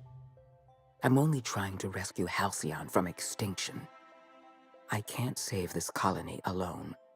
I need someone capable of working outside the system. Someone who can get things done. We need to talk about Emerald Vale. Thanks to your meddling, Edgewater is without power. Operations have ground to a halt. You've left us with a useless town draining our resources. Edgewater needs to go. I want you to wipe the town out. No survivors. I get that you board types are all about efficiency, but isn't this a bit much? I'm asking your captain to amputate a rotting limb from the colony. I'd expect you to understand, Dr. Fenhill. I cannot condone this plan. Wanton, senseless destruction of life is never the solution. I don't need you to approve of my plan, Vicar. I need you to get it done. Now is not the time for half measures, Captain. I need a decision from you.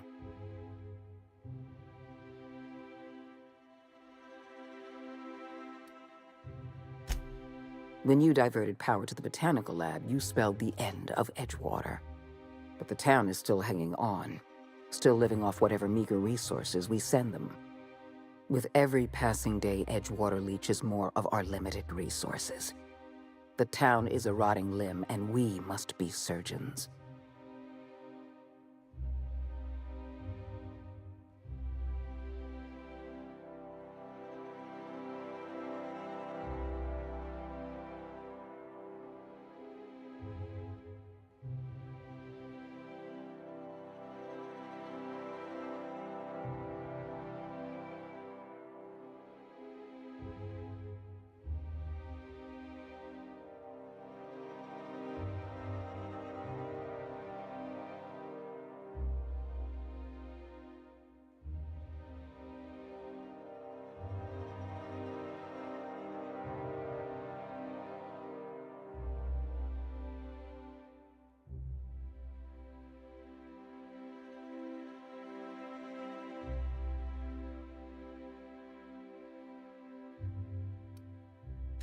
Edgewater's workers consume 6 times as many resources as they produce.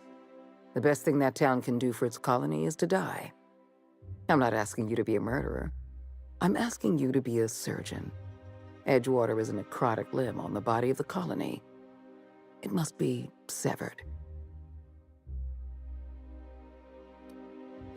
We don't have any other option.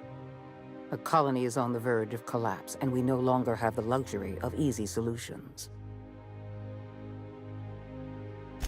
Edgewater is beyond saving. We're going to have to erase the town, but we're going to do it systematically. You were in the Emerald Vale geothermal plant. Do you remember what you discovered there?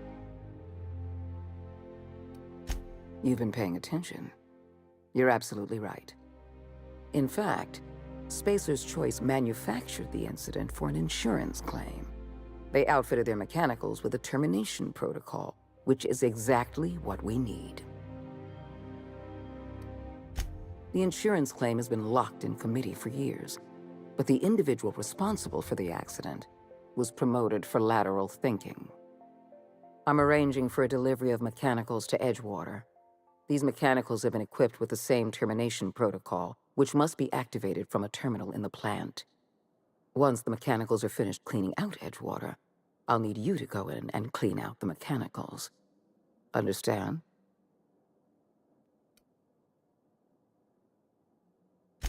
I would never ask you to walk into Edgewater and slaughter everyone with your own 2 hands. We're not savages. One last thing. Spacer's Choice sent a team of soldiers to investigate your little misadventure in the geothermal plant. Tread lightly. I like you, Captain, but you're not worth that much paperwork. I prefer keeping our relationship strictly off the books. Report back to me when the job's done.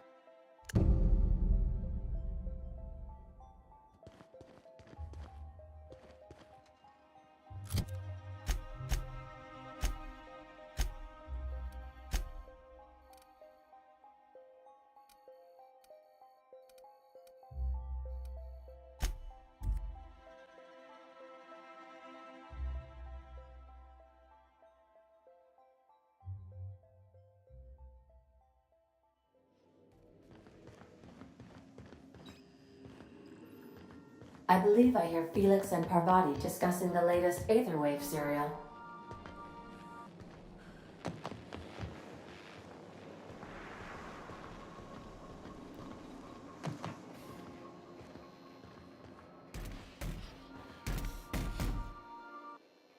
Felix, your abs is surely not gonna believe this. Guess who the villain was in this week's Virginia Yang Girl Detective? Mr. Bertie Holcomb, that toss baller! This I gotta see. Thanks. I didn't sign up for this. Sorry. Felix keeps asking me to watch some adventure serial with him. It's not my thing, but he's real sweet about it.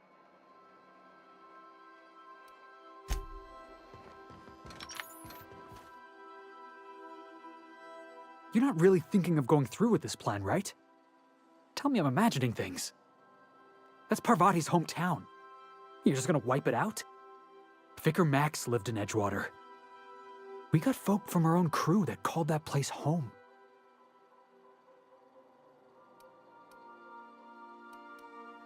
How could you possibly agree with her? Adjutant Conde is the chairman's right hand, and she's pulling you by the strings. Edgewater is a corporate town, not some marauder camp. They're asking you to wipe out their own people. I want to trust you, boss, but I'm gonna need more than just your word. I need an explanation.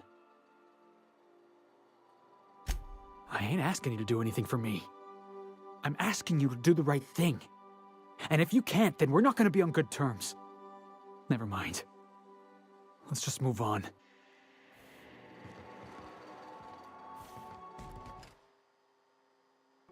So we're really gonna do this? I've seen lots of crazy, Captain, but Phineas is in a class of his own. Do you really think he knows what he's doing? Sending us to skip the Hope into Terra 2's orbit right under the board's nose?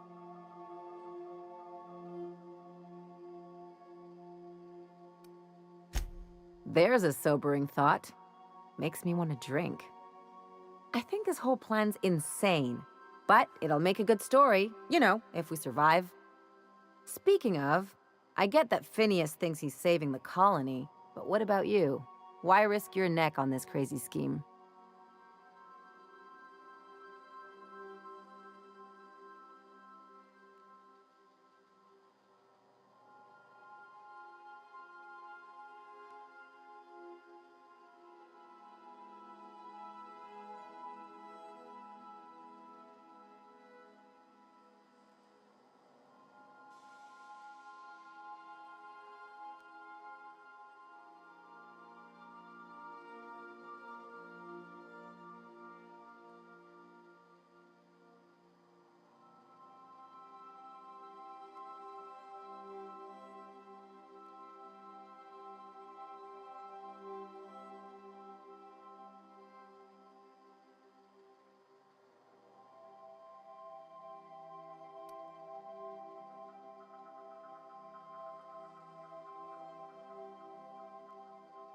Coming from anyone else, that would sound like a line from one of those Odeon Pictures movies, but I think you really mean it. Still, all this depends on the other Hope colonists. Are they gonna pull us out of the shit? Or are we all just gonna leave a bigger, uglier stain on this corner of the galaxy?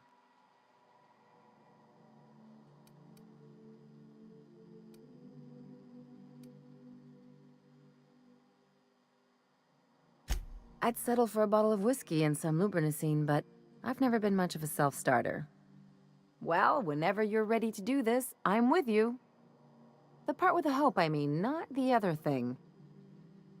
Anything else?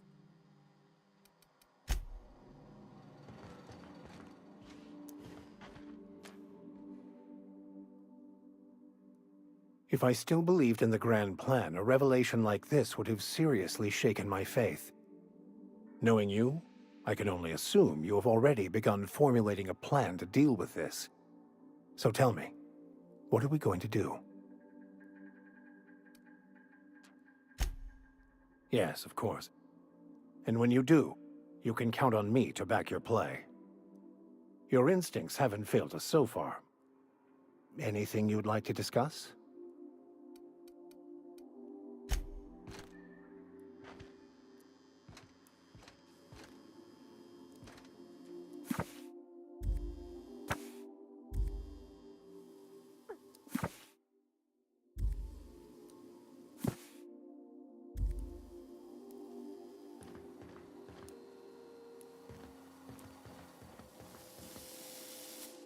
Scanning for C2547.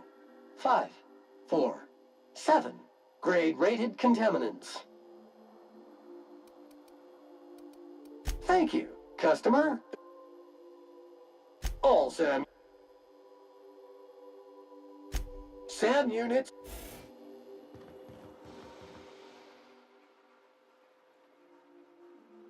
Hey, Cap.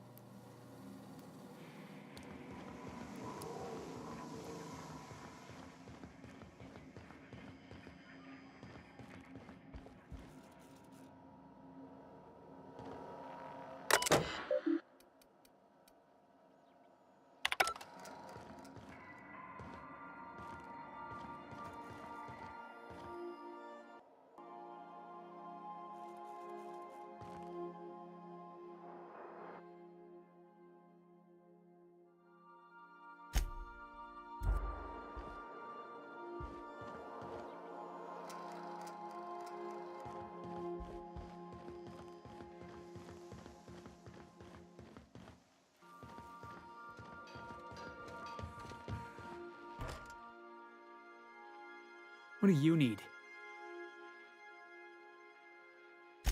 I don't know how we're ever gonna see eye to eye, long as you're working for the board. Why? You got a ship. You got the run of the colony. So tell me why you're bending a knee in front of the adjutant. Hey, you're the boss.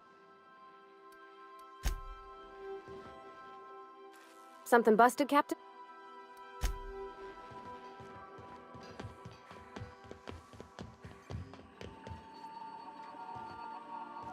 Captain Hawthorne never worked to support the board before, at least not officially. I suppose we are turning over a new leaf? Welcome back, Captain. See you soon.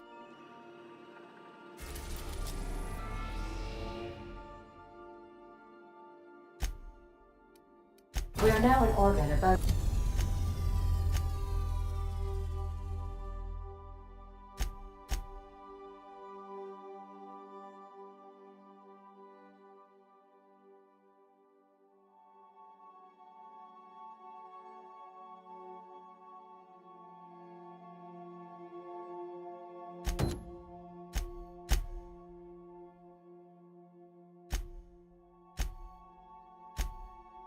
Edgewater, Captain.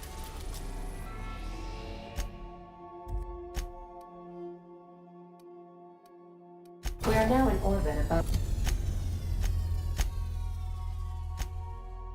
Byzantium, Captain.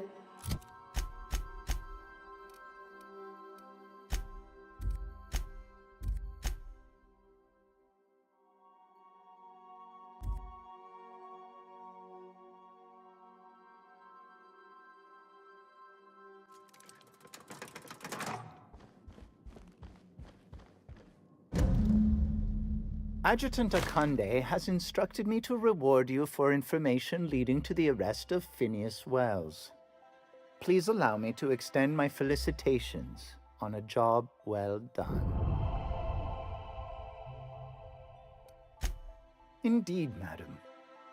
As an acting agent of the board, you are entitled to purchase a selection of official board-certified equipment at a discount. Do let me know if you wish to take advantage of this special offer. I am at your service.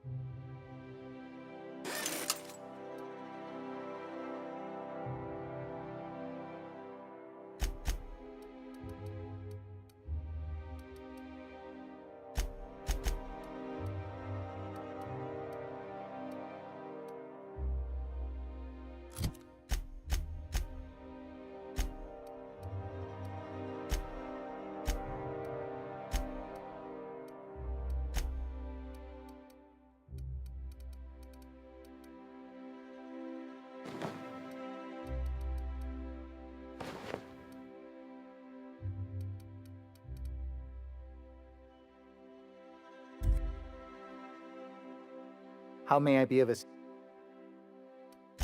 Personal assistant.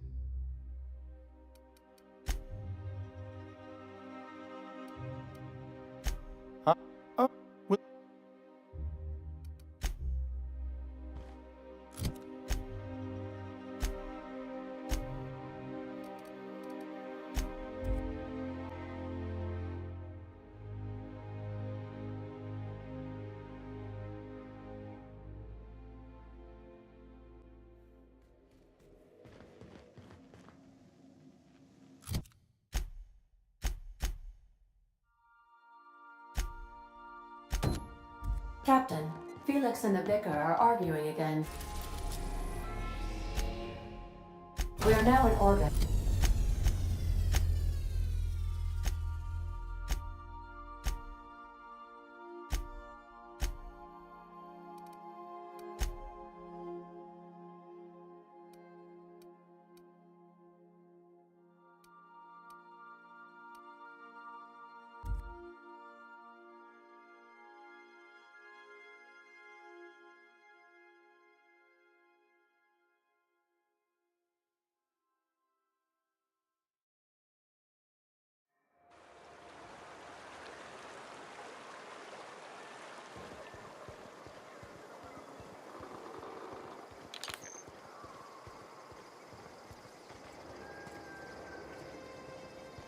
You some sort of freelancer?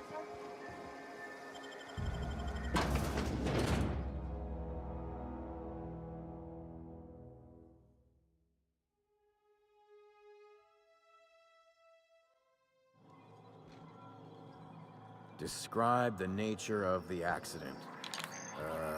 Let's say catastrophic mechanical failure. Damn, how do you... It's not the best choice, it's Spacer's choice. This area is currently experiencing a surprise audit. Turn around and head back to your designated workplace or domicile. Oh, yes, absolutely. A real stickler for the rules. Hard-ass Hogarth, that's what they call me. That's Hogarth with 1 G, by the way, if you're putting in a good word with the Honorable Adjutant. Don't let me get in your way. Go on through. Don't let me get in your way. Go on through.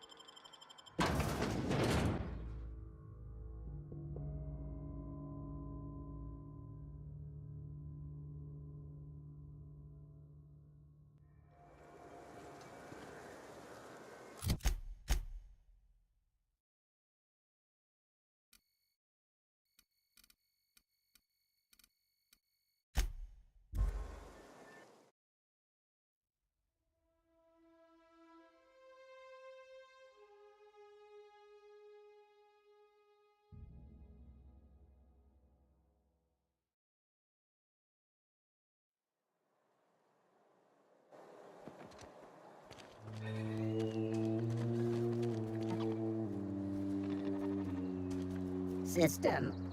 Searching for unauthorized persons. Jackasses!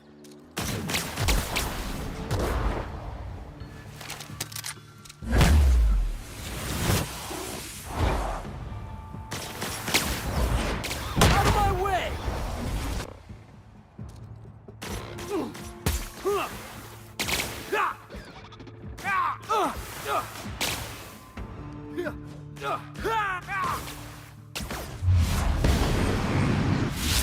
One's done for.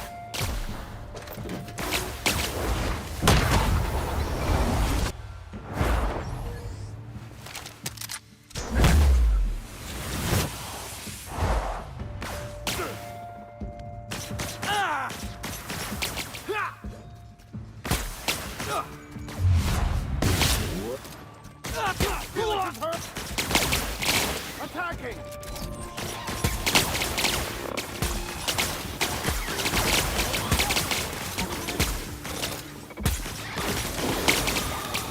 Never anger a man of the cloth!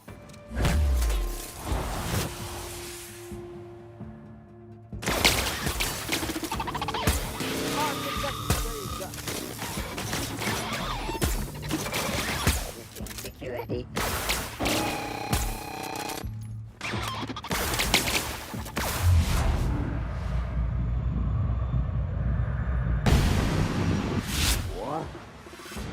Nice hit!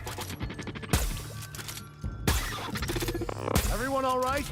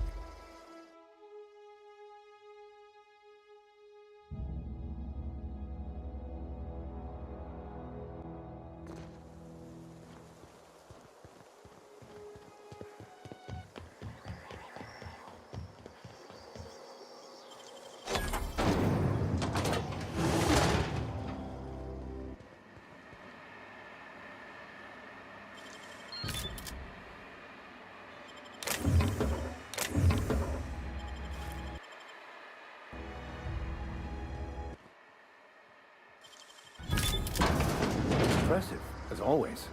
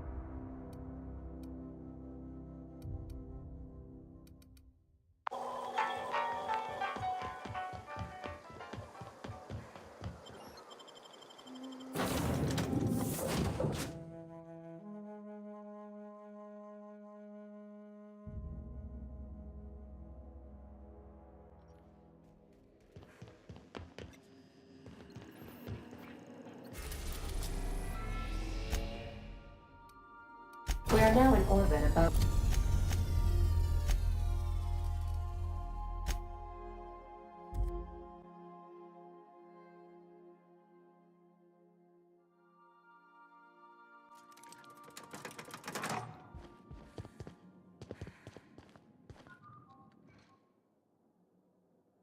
I've just been informed that the problem of Edgewater has been permanently resolved. I know, but you acquitted yourself with honor. You performed your duty, as hard as it was. You should be proud of yourself, Captain. You're on the verge of making history. There's just one last job I need you to do for me. I've made arrangements for you to journey to the Hope. You will board your former colony ship, reactivate its navigation systems, and skip the colony ship into orbit around Tartarus. Once the Hope is in position, we will have everything we need to begin healing the colony.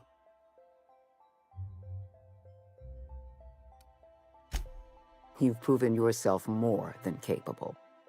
I don't know if there's anyone better suited to this mission than you. Technology, Captain. The same technology that allowed you and your fellow colonists to make the journey from Earth to Halcyon. Under the Lifetime Employment Program, every suitable worker in Halcyon will be placed in suspended animation. The Hope is the perfect storage facility for the colony's workers. I won't lie to you. We're going to have to dispose of some of the Hope's settlers in order to make room for Halcyon's rotating workforce. But try to understand, many of your fellow settlers are beyond saving. They've been frozen for far too long, and the revival process would be lethal. Convenience. The Hope is a massive ship and we'll need to make use of it. Our facilities in Tartarus will benefit from having the ship within orbit. The Hope has been out of commission for years. You'll need to connect your own ship to the Hope's auxiliary power supply. Then make your way to the Hope's bridge. Your ship's computer will activate the Hope's skip drive and bring you into orbit around Tartarus. I have the highest faith in your abilities, Captain. You and I are going to save Halcyon together. Hey, we need to talk. Speak. Ah, yes. Clyde Harlow and his gang of erstwhile outlaws living on the dark end of Scylla. He was useful. For a time. But impossible to work with. Too much ego, not enough sense. Frankly, I think he could have learned a lesson in freelancing from you. Wells had a litany of charges on his records, the most severe of which is destruction of government property. He may be a dangerous criminal, but I have no intention of having him killed. It's his mind I'm after.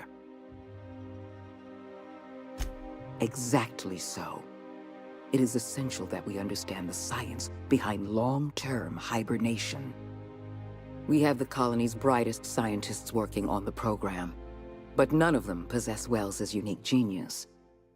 I'd prefer to have Wells alive and cooperating, but I'll settle for having his research.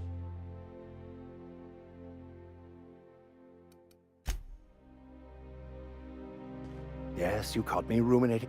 What's up? Here's what I don't understand. The Hope. Big damn colony ship, right? Lost on the edge of space, hundreds of thousands of colonists floating out there just waiting for a savior.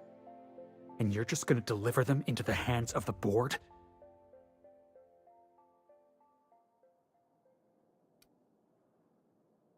Why? Because I'm just some hullhead from the Groundbreaker? At least I know right from wrong. It's just wrong. The board's already got a stranglehold on the entire colony. You're about to give them another ship full of slaves.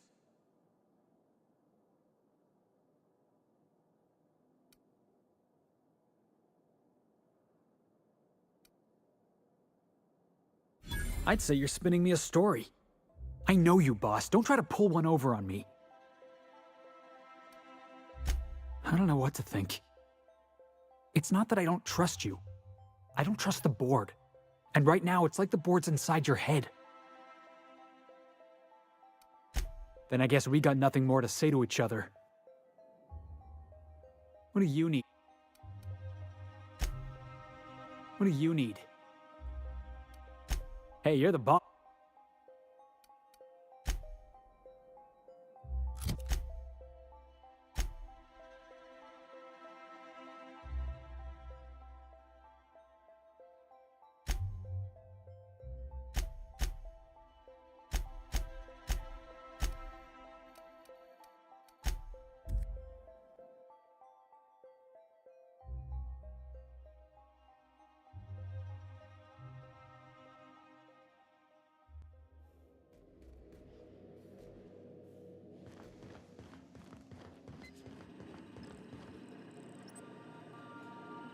When I was stranded in Emerald Vale, I simulated a number of hypothetical scenarios in which Edgewater met its demise.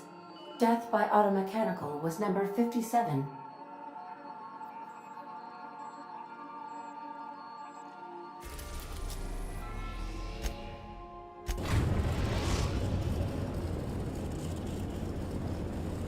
We've reached the Hope, Captain.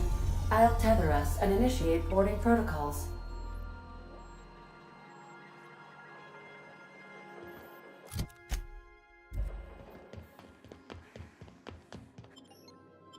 I think I'll initiate an unscheduled rest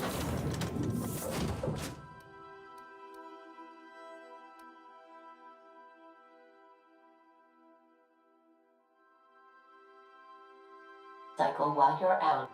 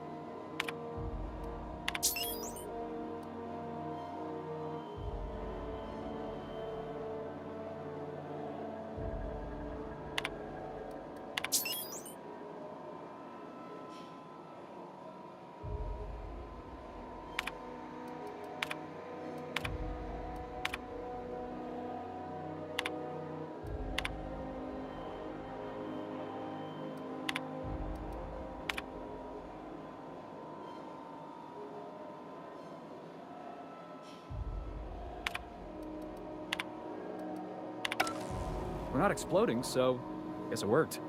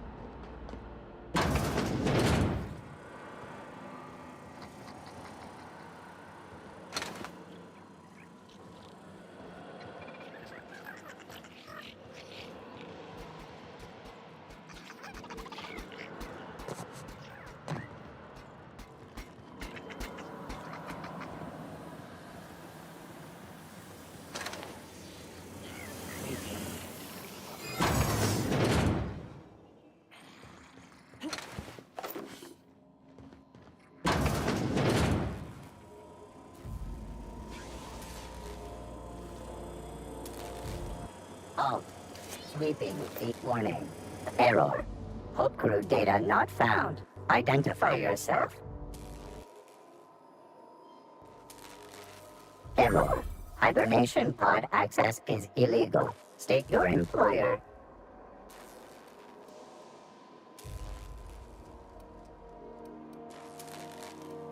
Registered.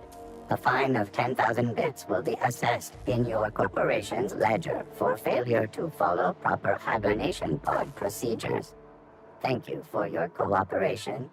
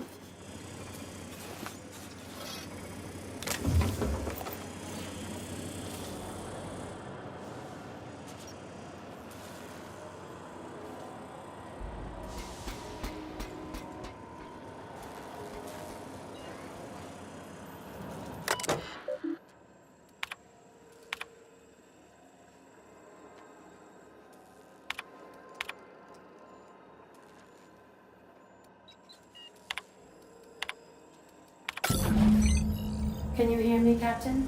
I have successfully integrated myself into the Hope's comm systems, and am attempting to establish contact with the Hope's more primitive processor now. Would you like me to play a...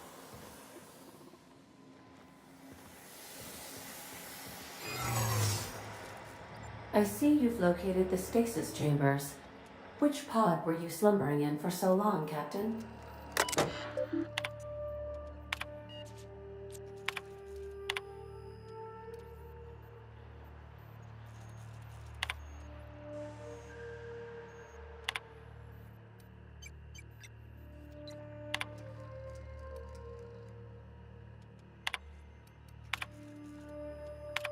Am I the only one who wants to scratch my name on one of those pods? Yeah, I figured.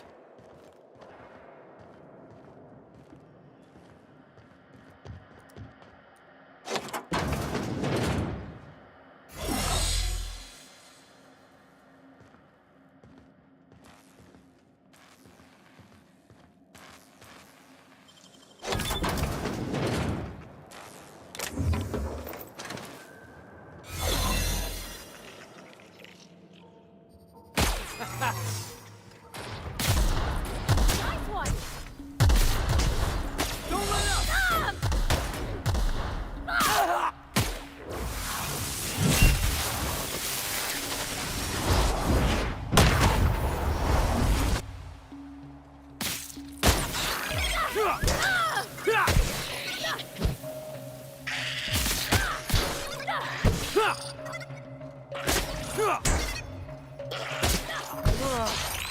Oh, that's the last of him.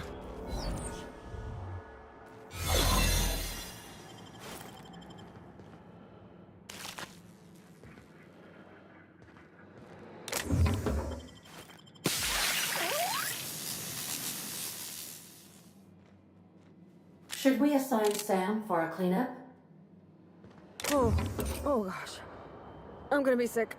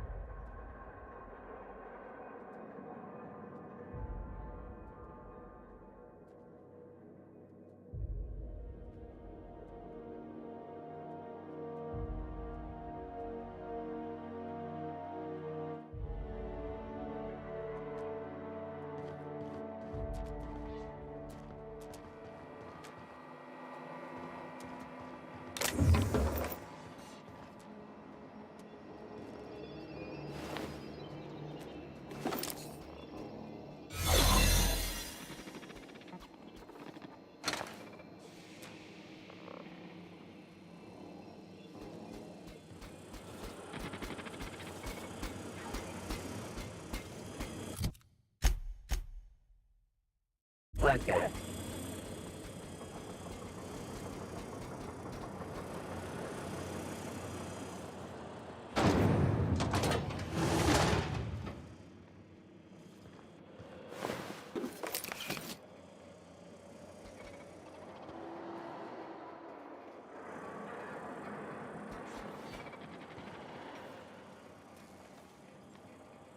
That's the Hope's computer up ahead.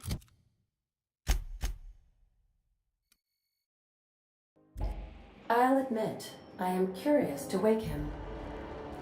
Hey, if this all goes wrong and we end up flying into the sun, I just want you all to know it was a real pleasure.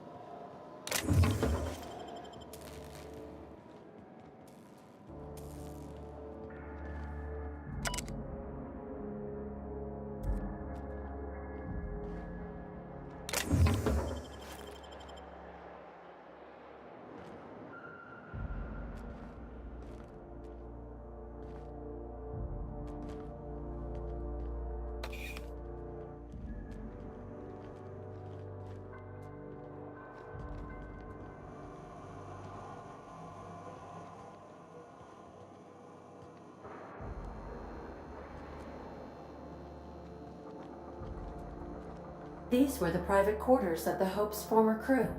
Shall we hold a moment of silence for the dearly departed? No? That's odd, because my programming would indicate that when forced to confront the idea of self-death, organics prefer... Oh, I see. Yes, never mind. I don't know if we should be in here, Captain. It should be private.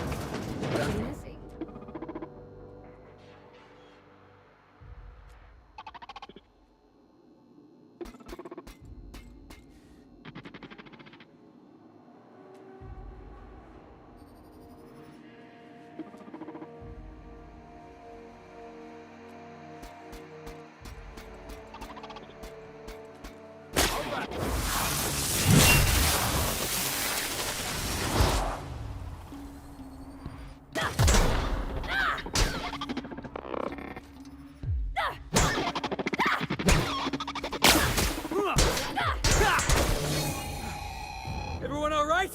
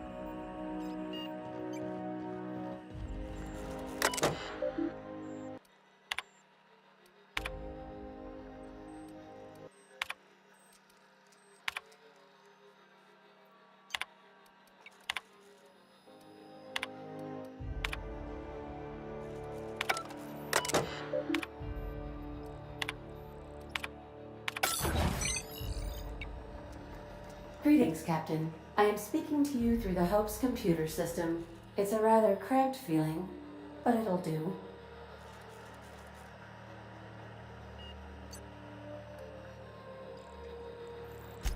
Probably not, but don't let that stop you. My Constellation executables could use some beefing up. Searching. Please stand by. Ah, found one.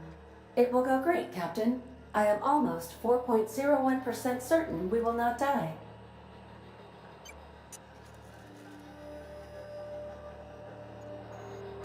Certainly. You may skip the Hope to Tartarus, as you were instructed to by the adjutant. Doing so would bring the Hope within close proximity of Phineas Wells's orbital lab, allowing him to access the colonists frozen within. Your act would be immediately noticed across Terra 2, as the colony ship Hope abruptly enters into the planet's rings.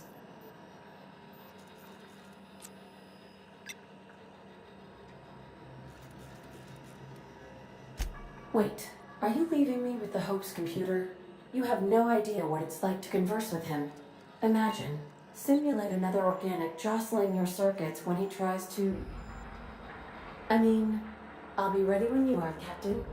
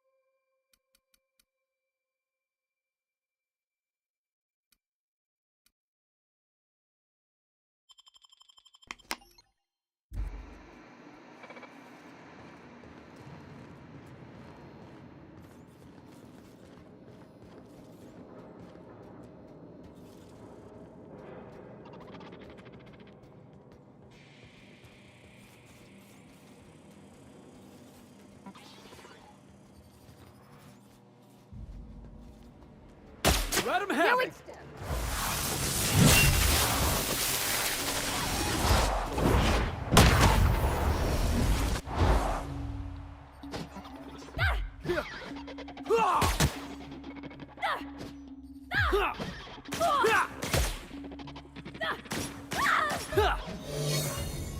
That was fun!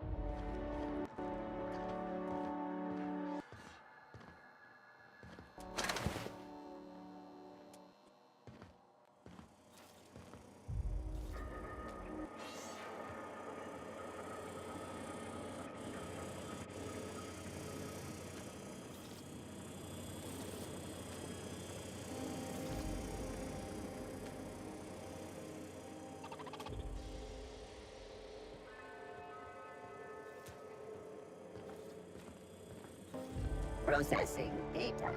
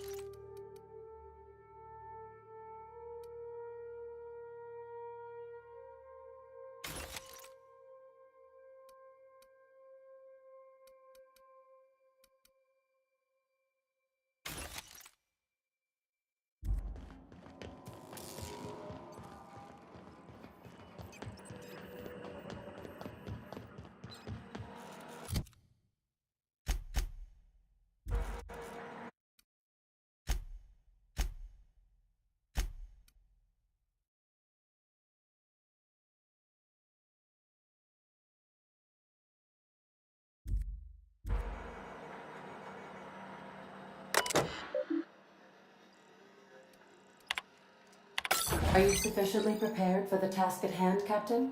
Are we doing this now? Are you sure? That is extremely dangerous. Skipping the Hope will void the warranty on the skip drive. And also potentially kill an entire planet. How is my humor now, Captain? Improved?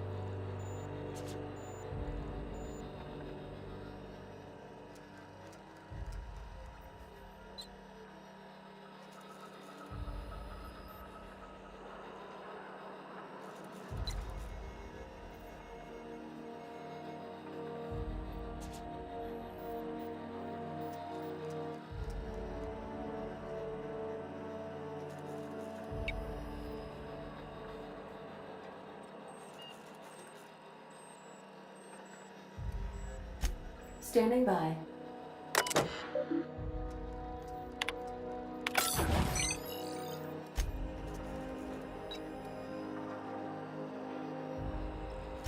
Are you... Jump starting the skip drive. Destination set to Tartarus. I wouldn't advise that, Captain. Worst way is to go out, I suppose. It's nice knowing you, boss.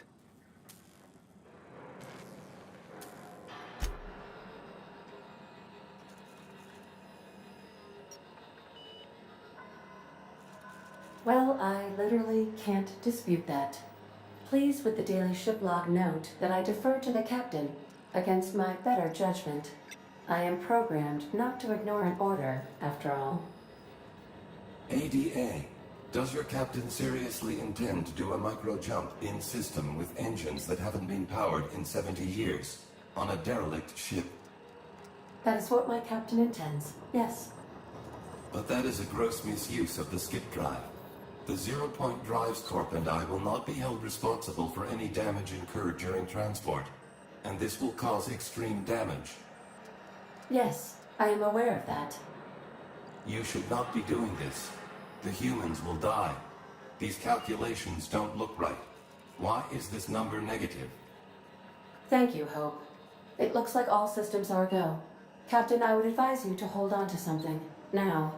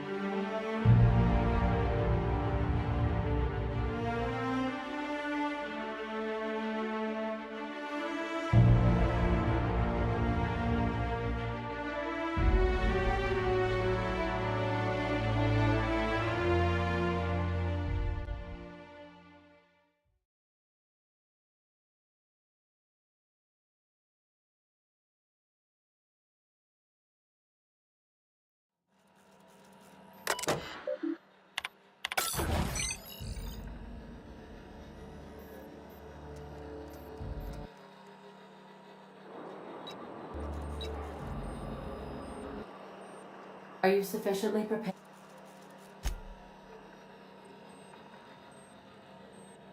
And also potentially kill.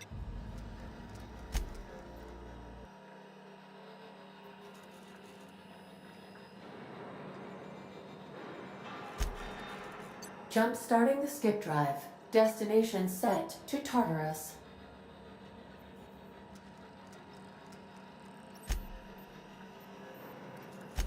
Worst ways to go out, I suppose. It's nice knowing you, boss.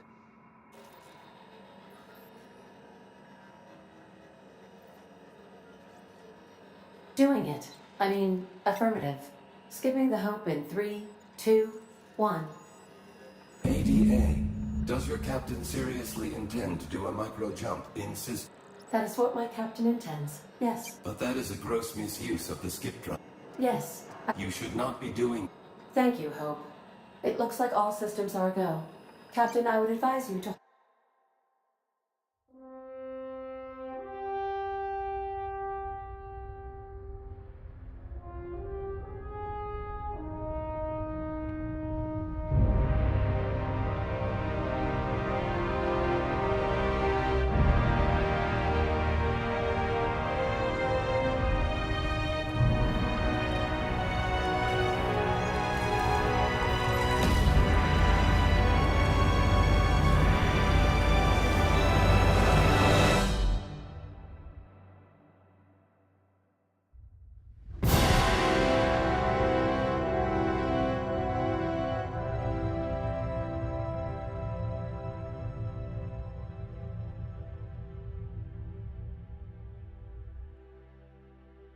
Oh, good.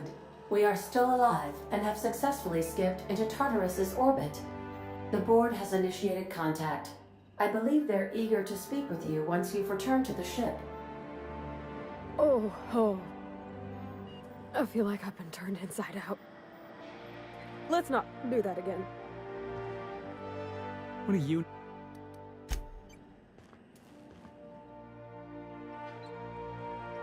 Yeah.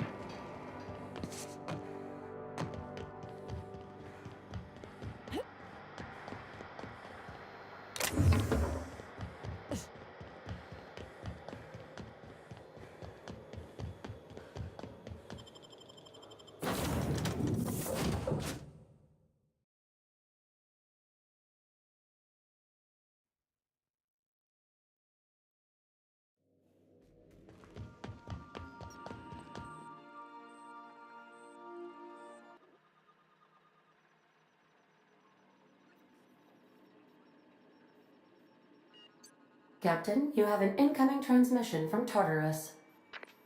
Attention, Captain of the Unreliable. This is Chairman Rockwell. I'm on Tartarus and, we need your help. Thanks to your intelligence, we successfully captured Phineas, but he's somehow turned the tables on us. That crackpot scientist has caused a riot among the prisoners and unpaid laborers. It's a law-damned bloodbath down here. As if that weren't enough, He's gone and taken Sophia hostage. I'm not gonna mince words. The situation is dire. I need your help.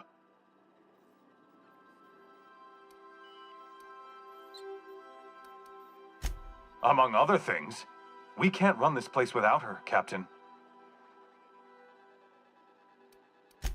I don't know. They're in the pits somewhere. Well, you'll see for yourself when you get here. He lost his mind years ago. Do you have any idea how many Hope colonists he's killed for the sake of his science experiments? Make haste, Captain. We're losing men by the... Oh, fuck. Fuck! They're at the door! I need to hide. Hurry! Captain, as it appears we may soon be embarking for a maximum security prison planet, I believe the crew would like to speak with you to, as you humans put it, air some concerns.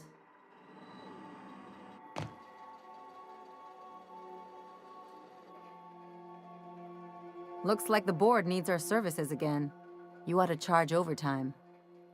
But what if it's a trick and she means to get rid of us for good? Captain, your service to the board has been invaluable. If you wish to claim your rightful place in Byzantium, you must help them crush the riots in the labyrinth.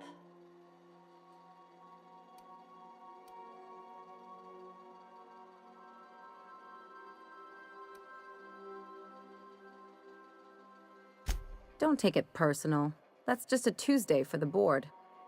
If they offer us a retirement plan, we'll know they've reneged on their deal. Otherwise, I'm keeping good faith. Hey, don't look at me. You already know what I think about the board. They can't stab you in the back if I'm watching it, Captain. Whatever may await you, it's best not to dock at the prison until you're sure you've settled your affairs and closed out any unfinished business.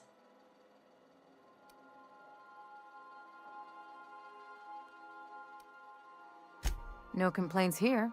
If this works, we'll be set for life. None of that, boss. We got us a job to do. Let's just get it done.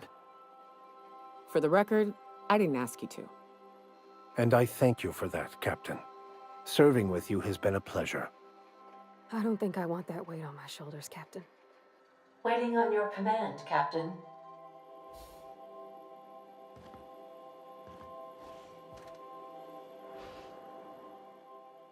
What do you need?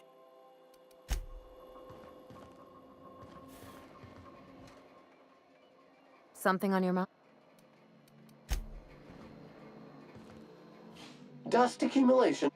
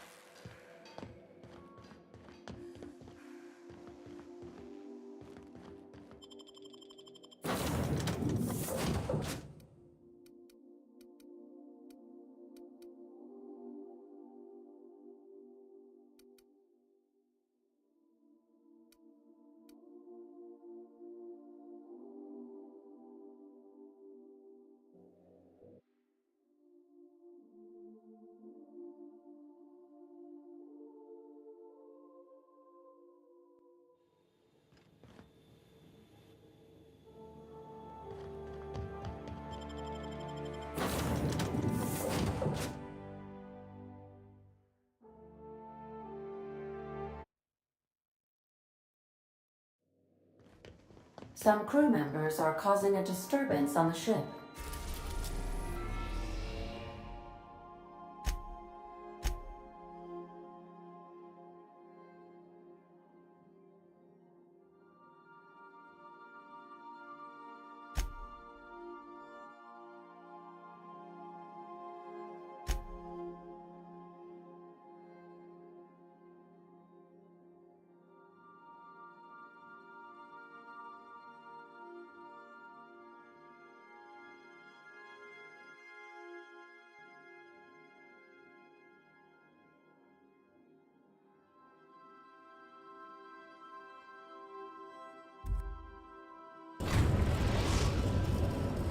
Captain, I am pleased to inform you that we have successfully landed on Tartarus.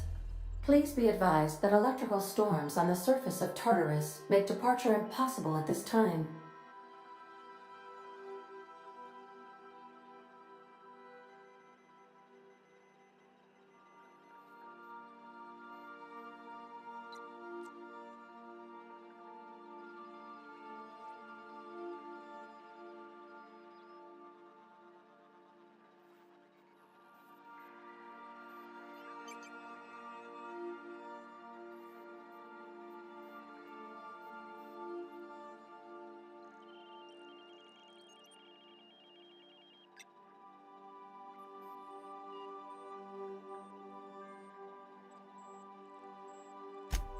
Resident count is as follows: 3,071.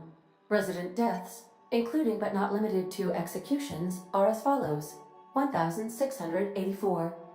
Resident escapes are as follows: 0. The interior can be chilly. Take a scarf with you, Captain. I would also ask that you leave your captain's ID with me, in the event that you do not return. I can make the assurance that I will not leave with another captain unless you do not return within 876,541,652 hours. Oh, speak of the devil. Captain, I am receiving a transmission from the prison's docking authority now. You're the backup, right? From Akande? Thank the law you're here. These bloodthirsty sprat bags have no respect for the law. We're pinned down.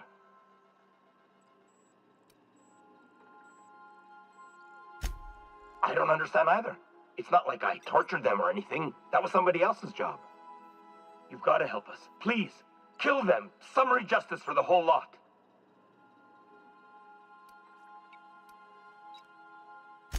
Their biometric ID? I could transmit it, but that'd be against Protocol H927G. If anyone found out, I'd get thrown into a cell right alongside these damn prisoners. I'm never supposed to violate protocol. Never. All right, but if anyone gets on my case about this, I'm sending them straight to you. Got it? There, data transmitted. Hope this disguise of yours works. Tartarus security out. Hang on, is that another ship coming in? I think that's from the groundbreaker. Cripes, did that Tennyson woman really send reinforcements? Between you and the Mardettes, we may be able to retake the docks. Good luck out there, Captain. Transmission terminated. Biometric ID received. Transferring data to external cartridge. How can I be of assistance? Goodbye.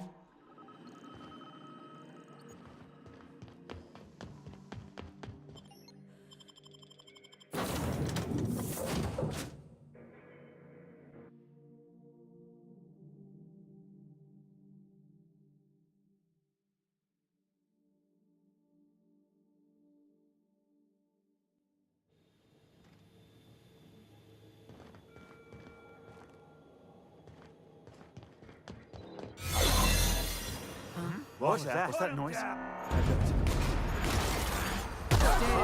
What's that noise? Did right by us one.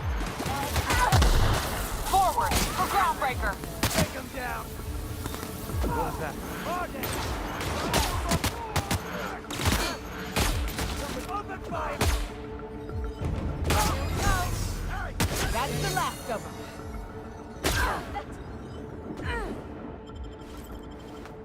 Our dead. Open fire.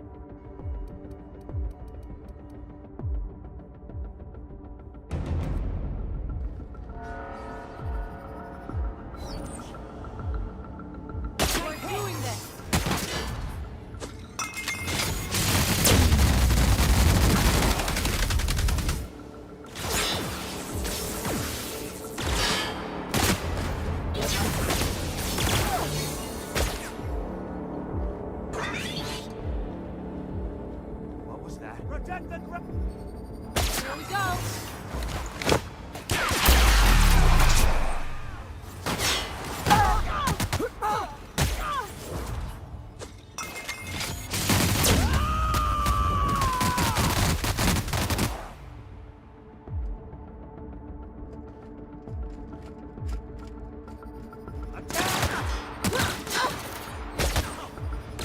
That does it. Opening fire. Time for a drink? Down they go. That.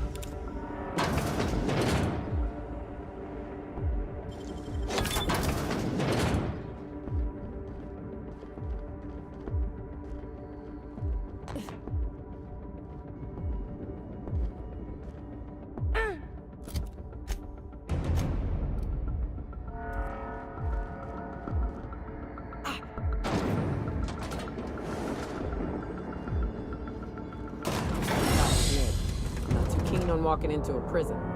They lock me up, I'm liable to kill everyone trying to get back out. Getting in's one thing. Let's just hope we're able to get out again.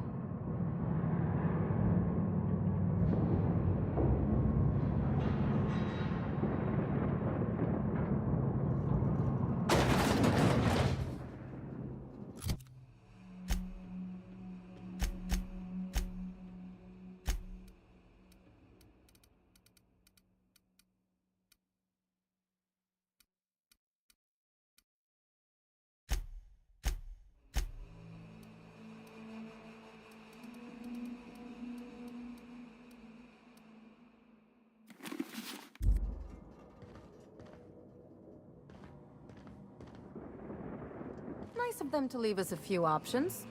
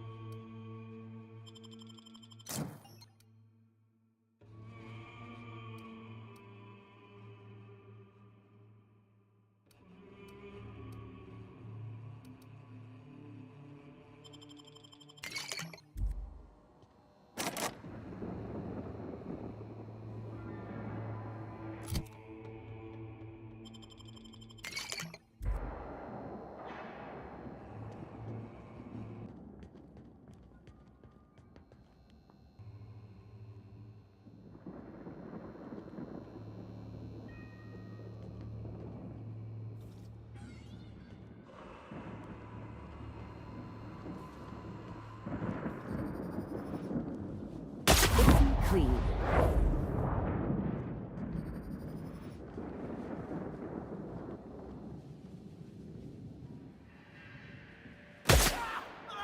Oh, you are in for it now. Down they go. Everyone all right?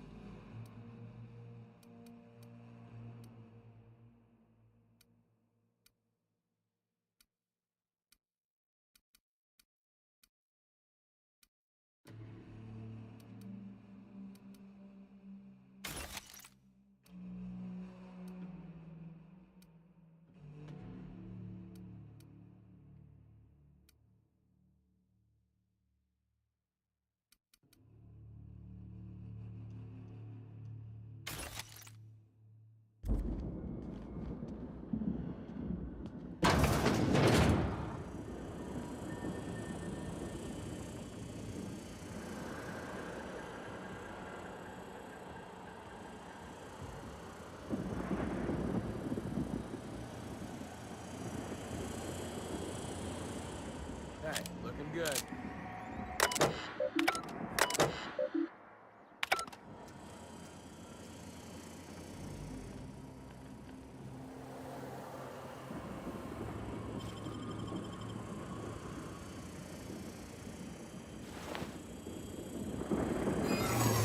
Unexpected noise underperforming in area. Whoa, hold on. Where'd you come from? You from Solitary?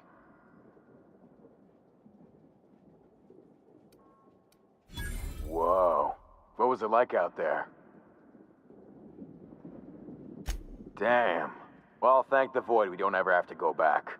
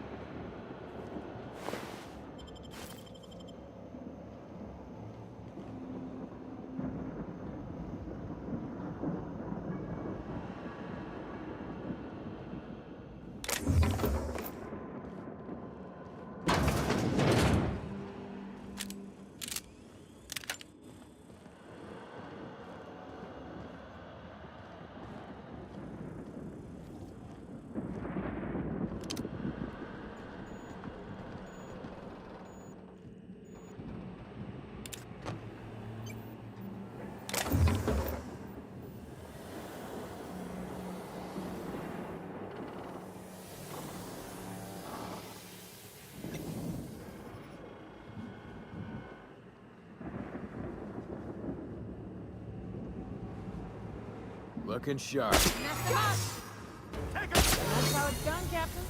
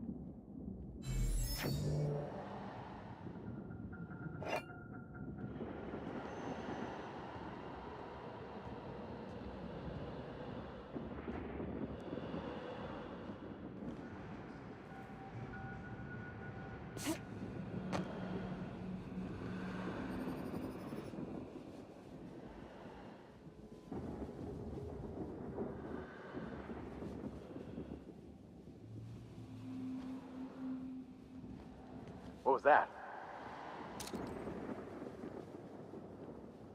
Here we go! Damn, but we're good.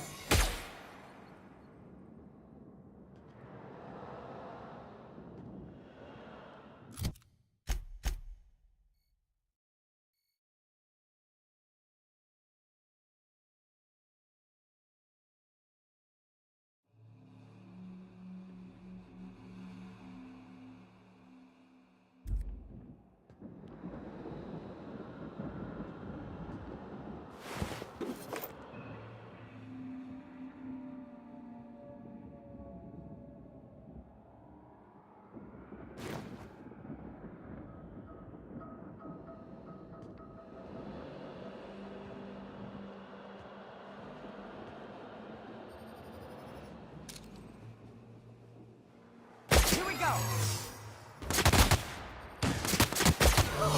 Nothing like a good tussle.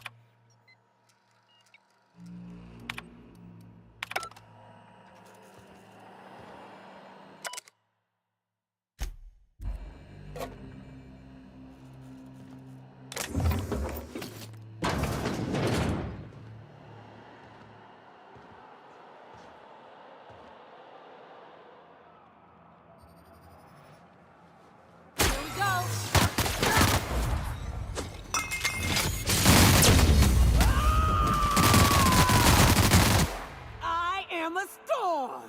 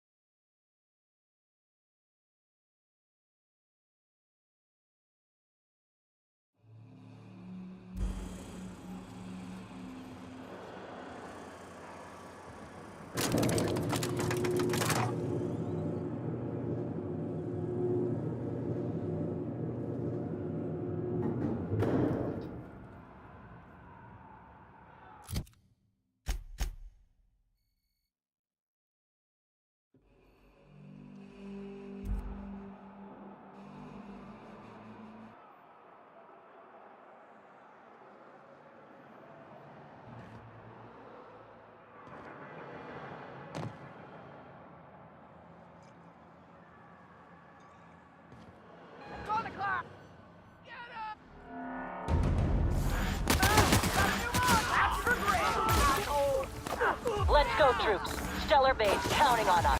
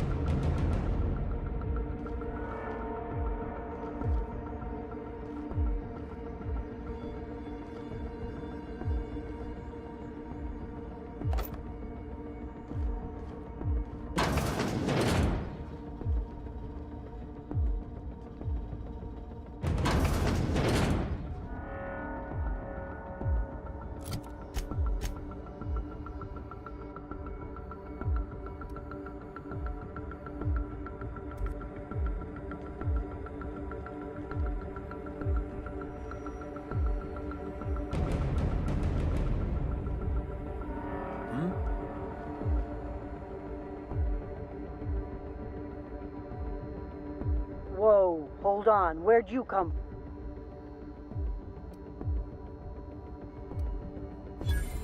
Ah, no. Look, do yourself a favor. Next few guards you find, kill them slow. It helps. Promise.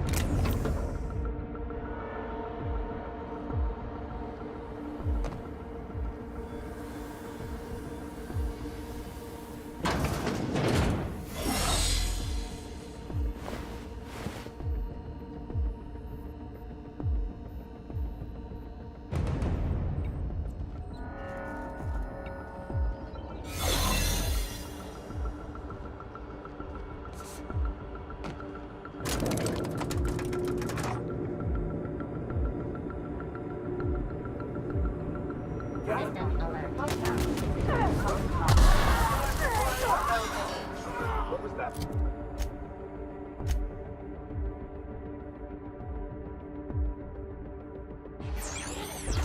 All right, MSI.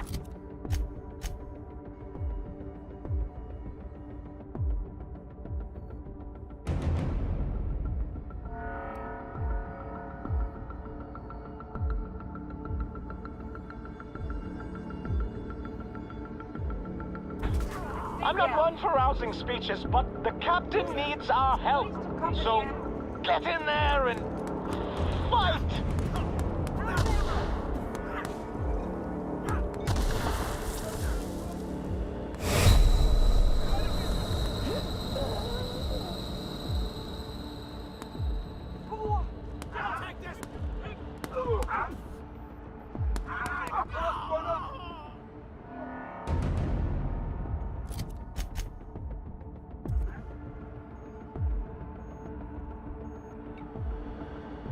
That's odd. Open fire!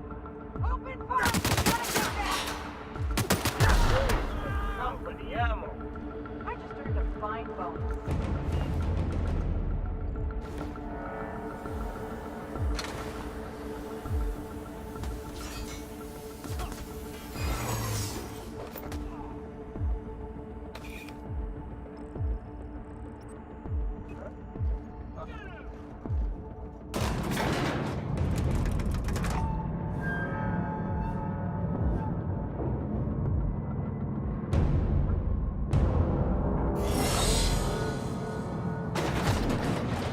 Guess this is it, huh? Take a breath now, folks.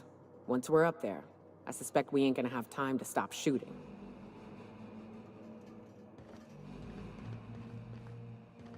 You know, I could have sworn I tested you for hearing loss. Because I did say skip the Hope to Terra 2. Terra 2, not Tartarus. We could have saved this colony, you know. That was always the plan. I revive you, you do as I say. I tell you to go there, get me this, shoot that, and you do as I say. If you'd just listened to me, we could have rescued everyone on the Hope. We could have been the saviors of Halcyon. But you didn't listen. No one in this damn colony ever listens.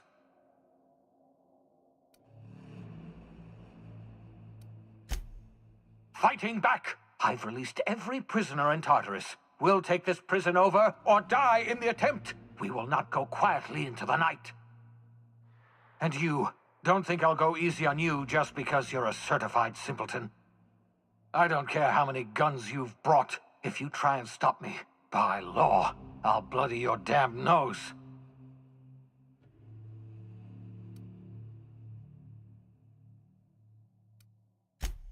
I haven't lost yet. I've still got air in my lungs. I've got strength enough to fire a gun, and I've got Halcyon's greatest monster strapped to a chair. Adjutant Akande is my captive. If I'm to die here, then she's coming with me.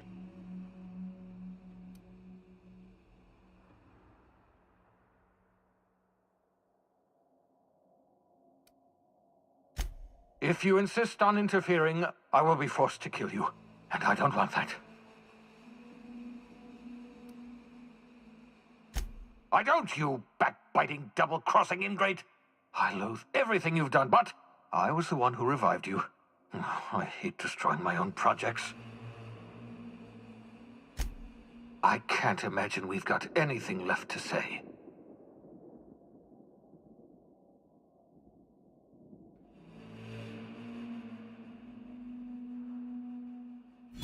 You what? That's ridiculous. We're in this mess because your fingers slipped? What absurdity! Years of toil ruined, an entire colony destroyed, hundreds of thousands of colonists lost forever because your finger slipped.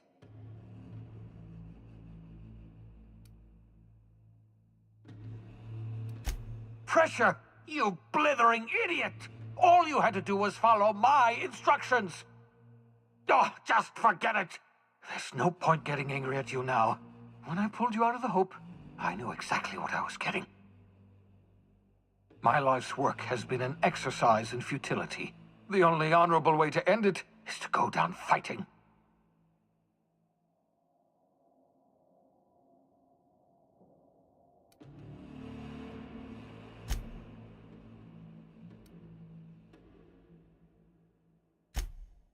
So you found out. I suppose it's not enough that you ruin my every plan. You must also humiliate me by reminding me of my failures. Yes, I've killed people. Is that what you wanted to hear? I experimented on dozens of the Hope's colonists. Every last one of them died in agony.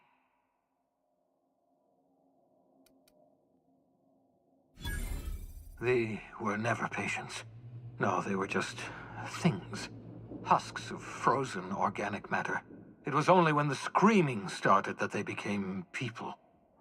It always starts with screaming, followed by thrashing, followed by cell death. The average human adult takes 93 seconds to completely liquefy.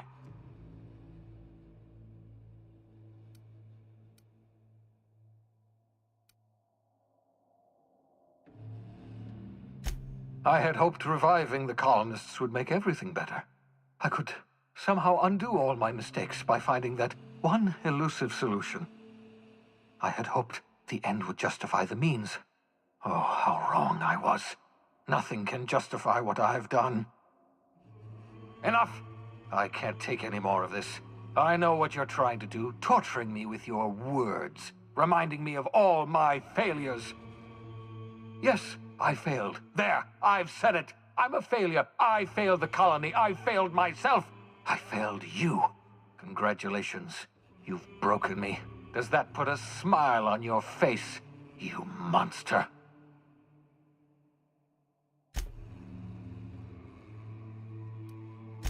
I've wasted enough of my breath arguing with you. I've programmed the Labyrinth's mechanical warden to kill you on sight. I'm sorry to have to do this, but I can't take any chances with you. You were my greatest success, and my greatest disappointment.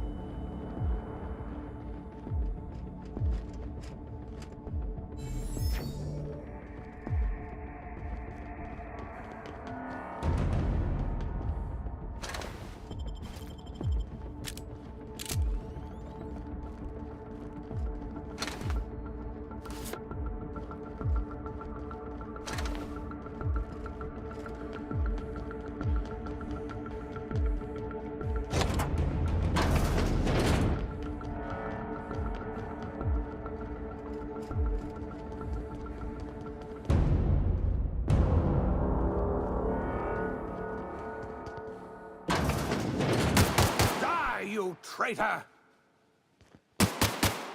Love a good fight.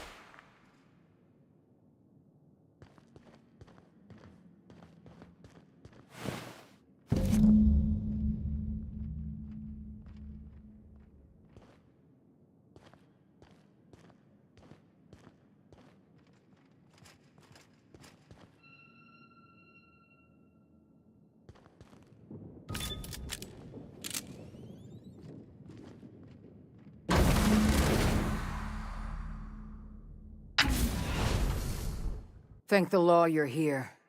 That madman was out of control. You were right to put him down. He was too far gone to be of any use to us. And what about you? You aren't hurt, I hope.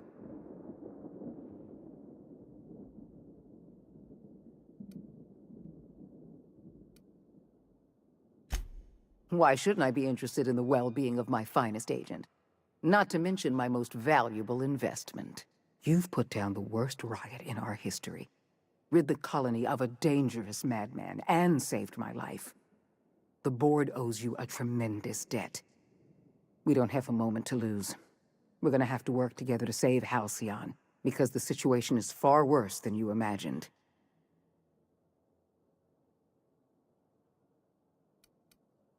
What I'm about to tell you must never leave this room, under any circumstances. We've lost all contact with Earth. It's been 3 years since we've received a message. We've had no contact, no signals, nothing. Earth has gone dark. 2 years ago, the Earth Directorate's frigate disappeared en route to Earth. We don't know if they ever made it. We don't know if there's an Earth to go back to. They haven't exactly been hands-on around here anyway. So there's one less rubber stamp to worry about. Earth was more than just some distant colonial authority, Dr. Fenhill. Earth was our lifeline. And now, we've been cut loose. So we've got to make do on our own. Seems to me that'll make us stronger in the end anyhow. We must find a way to carry on by ourselves. For better or worse. Halcyon is the only home we have left. We're alone, Captain. That's all I know for certain. Whatever happens to this colony, we're going to have to deal with it on our own. Returning to Earth is not an option.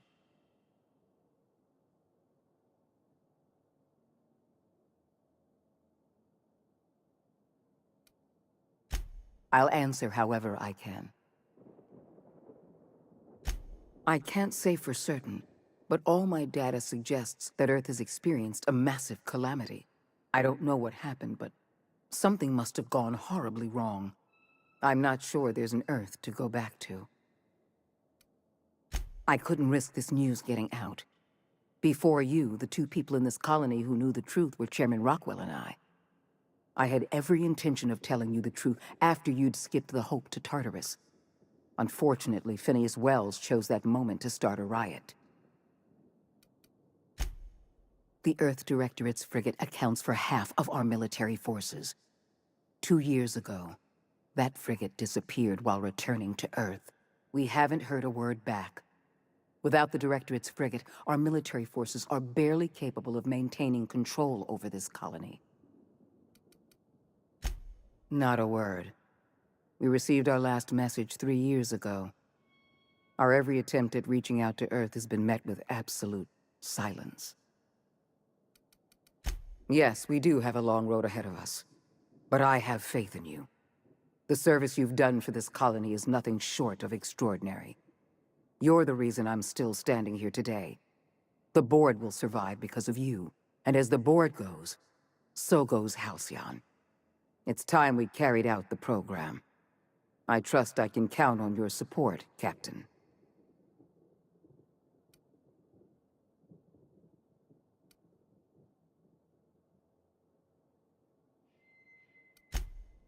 I don't know what I expected. Well, I suppose I'll just get on with saving the colony then. Enjoy your treat.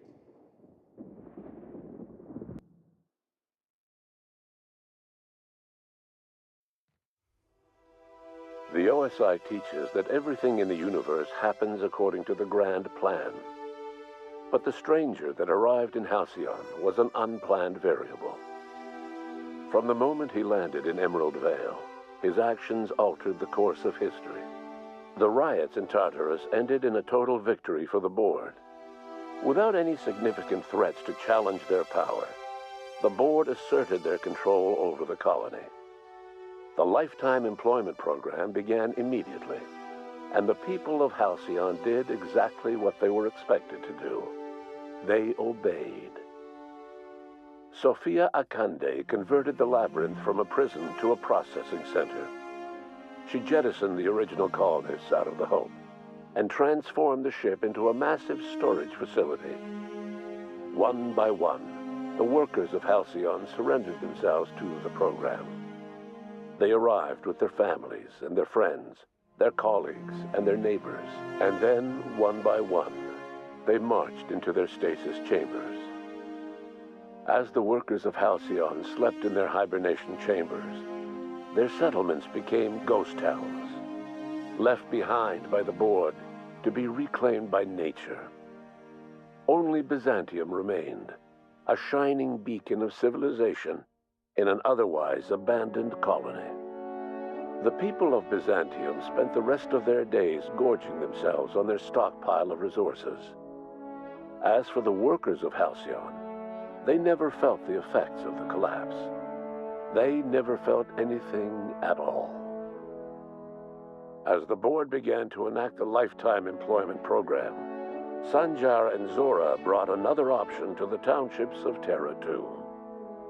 Many workers joined MSI, bolstering Sanjar's ranks and giving Zora more forces to work with. Though none of Sanjar's policies spread to Byzantium, many smaller townships that might otherwise have been shuttered thrived under his and Zora's combined leadership. Consumed by paranoia, Lilia Hagen took Sublight Salvage in a controversial direction, openly accusing board officials of an extraterrestrial conspiracy. One day, an accident at the Groundbreaker's docking bay silenced her forever. Time would tell if her replacement could keep the Sublight family together. Over the years, the ruins of Edgewater caused irreversible environmental damage to the landscape of Emerald Vale, owing largely to the presence of toxic compounds in the town's building materials. As for Edgewater's former workers, their remains provided a source of nourishment for the region's fauna, leading to an explosion in the sprat population. The collapse of Edgewater left its workers bereft of any purpose in life. Most of them made their way to Adelaide Medevitt's camp, hoping to ingratiate themselves into her favor. Adelaide accepted only a few to her community. The rest were turned away and likely died of starvation. Nevertheless, Adelaide's camp grew into a well-established town. It was only a matter of time before the adjutant sent her troops to wipe out Adelaide's town. Only one deserter escaped the massacre. He was believed to be carrying the last remaining copy of Adelaide's research. The bounty on his head remains unclaimed. While the Groundbreaker remained mechanically stable, the changing times forced Junlei Tennyson to make some difficult calls on behalf of her community. The work of maintaining independence was an uphill climb, and she found herself caving to bad faith compromises with the board. Time will tell if the Groundbreaker can endure. As smaller settlements were swallowed up and their workers drafted into the lifetime employment program, Byzantium continued to thrive. While its citizens lived in decadence and extravagance, a small cadre of scientists worked to solve the nutrition crisis that threatened Halcyon. No one else much noticed the townships that disappeared from the map, or the luxuries that slowly lost their luster year by year. Your influence shifted Ellie's perspective. She finally admitted, albeit grudgingly, that she just might need other people. Sometimes. With a steady income from the life insurance payouts, she was finally able to afford a ship of her own. She hired a small crew and flew supply missions to communities on the fringe. Some of them were even legal. As the board reasserted control over Halcyon, Felix came to realize that his life as an upstart rebel had come to an end. The board's victory crushed any hope for a grand revolution across Halcyon. And so Felix, once again, found himself without a purpose in life. And so, disillusioned with his former boss and with nowhere left to go, Felix left his crew without saying goodbye. He was never heard from again. As a reward for his part in her courageous rescue, the adjutant invited the vicar known as Max to become one of the leaders of the Order of Scientific Inquiry. But Max had no interest in serving any organization, let alone the OSI, which he knew would never tolerate his heretical theories. Instead, he attempted to minister to the people of Byzantium. They rejected his ideas, being far too satisfied with their own material comforts. Disillusioned, Max gave up and left the city. He was never heard from again. Once the matter with the Hope colonists was resolved, Junlei bashfully asked Parvati if she'd like to join her permanently on the Groundbreaker, and Parvati enthusiastically, if somewhat awkwardly, agreed. As the board began to roll out their lifetime employment program, Parvati was increasingly plagued by dreams of freezing to death, and rarely left their shared quarters. Stymied by dwindling resources, Junlei struggled to keep the Groundbreaker afloat. Their relationship couldn't survive the strain. Parvati moved into crew quarters and found work servicing water pumps in hydroponics. Nyoka returned to Monarch to take another crack at making a permanent life for herself. She formed the Charon Group, a mercenary outfit of ragtag survivalists and wilderness experts. Anyone in need of a guide, or just looking to throw back a beer and swap stories, could find her camping on the trail or clearing an infestation. The SAM unit that accompanied you spread awareness of the product line's superior sanitation and maintenance capabilities across what was left of the colony. This led to a boost in SAM unit sales. Did you know that SAM units are the longest-lasting, toughest-acting cleaning solution in Halcyon? Minister Clark was released from house arrest, and his contact with you gave him a sense of renewed purpose and vigor. Once it became clear that no help would be coming from Earth, he threw his considerable efforts and talents into helping Halcyon manage the crisis before it. Adjutant Sophia Akande was instrumental in executing the lifetime employment program. While the rest of Byzantium celebrated, Sophia returned to work. She devoted herself to ensuring that Byzantium remained prosperous for many generations to come, and to finding an answer to Earth's silence. With Halcyon's workers suspended in a state of hibernation, starvation and chaos are problems of the past. The Lifetime Employment Program succeeded in its goals, but that success came at a price. The Halcyon of today is nothing at all like the colony of yesteryear. Power remains concentrated in Byzantium, but all the colony's resources serve the lifestyle of the elite, thereby transforming Halcyon into one of the smallest and most exclusive colonies in the system. And what about you, the unplanned variable in the history of Halcyon? After you rescued her in Tartarus, Sophia Akande offered you any reward you could imagine. Power, wealth, influence. However, you were more interested in the simple pleasures in life, like the smooth, artificially enhanced flavor of a Rizzo's Purple Berry Munch. Rizzo's Purple Berry Munch, the only snack in Halcyon, officially endorsed by the captain of the Unreliable. No one knows what's happened to Earth, and no one knows what the future has in store for Halcyon. All we know for certain is this: the name of the Unreliable and that of its intrepid captain will remain the subject of countless stories for years to come.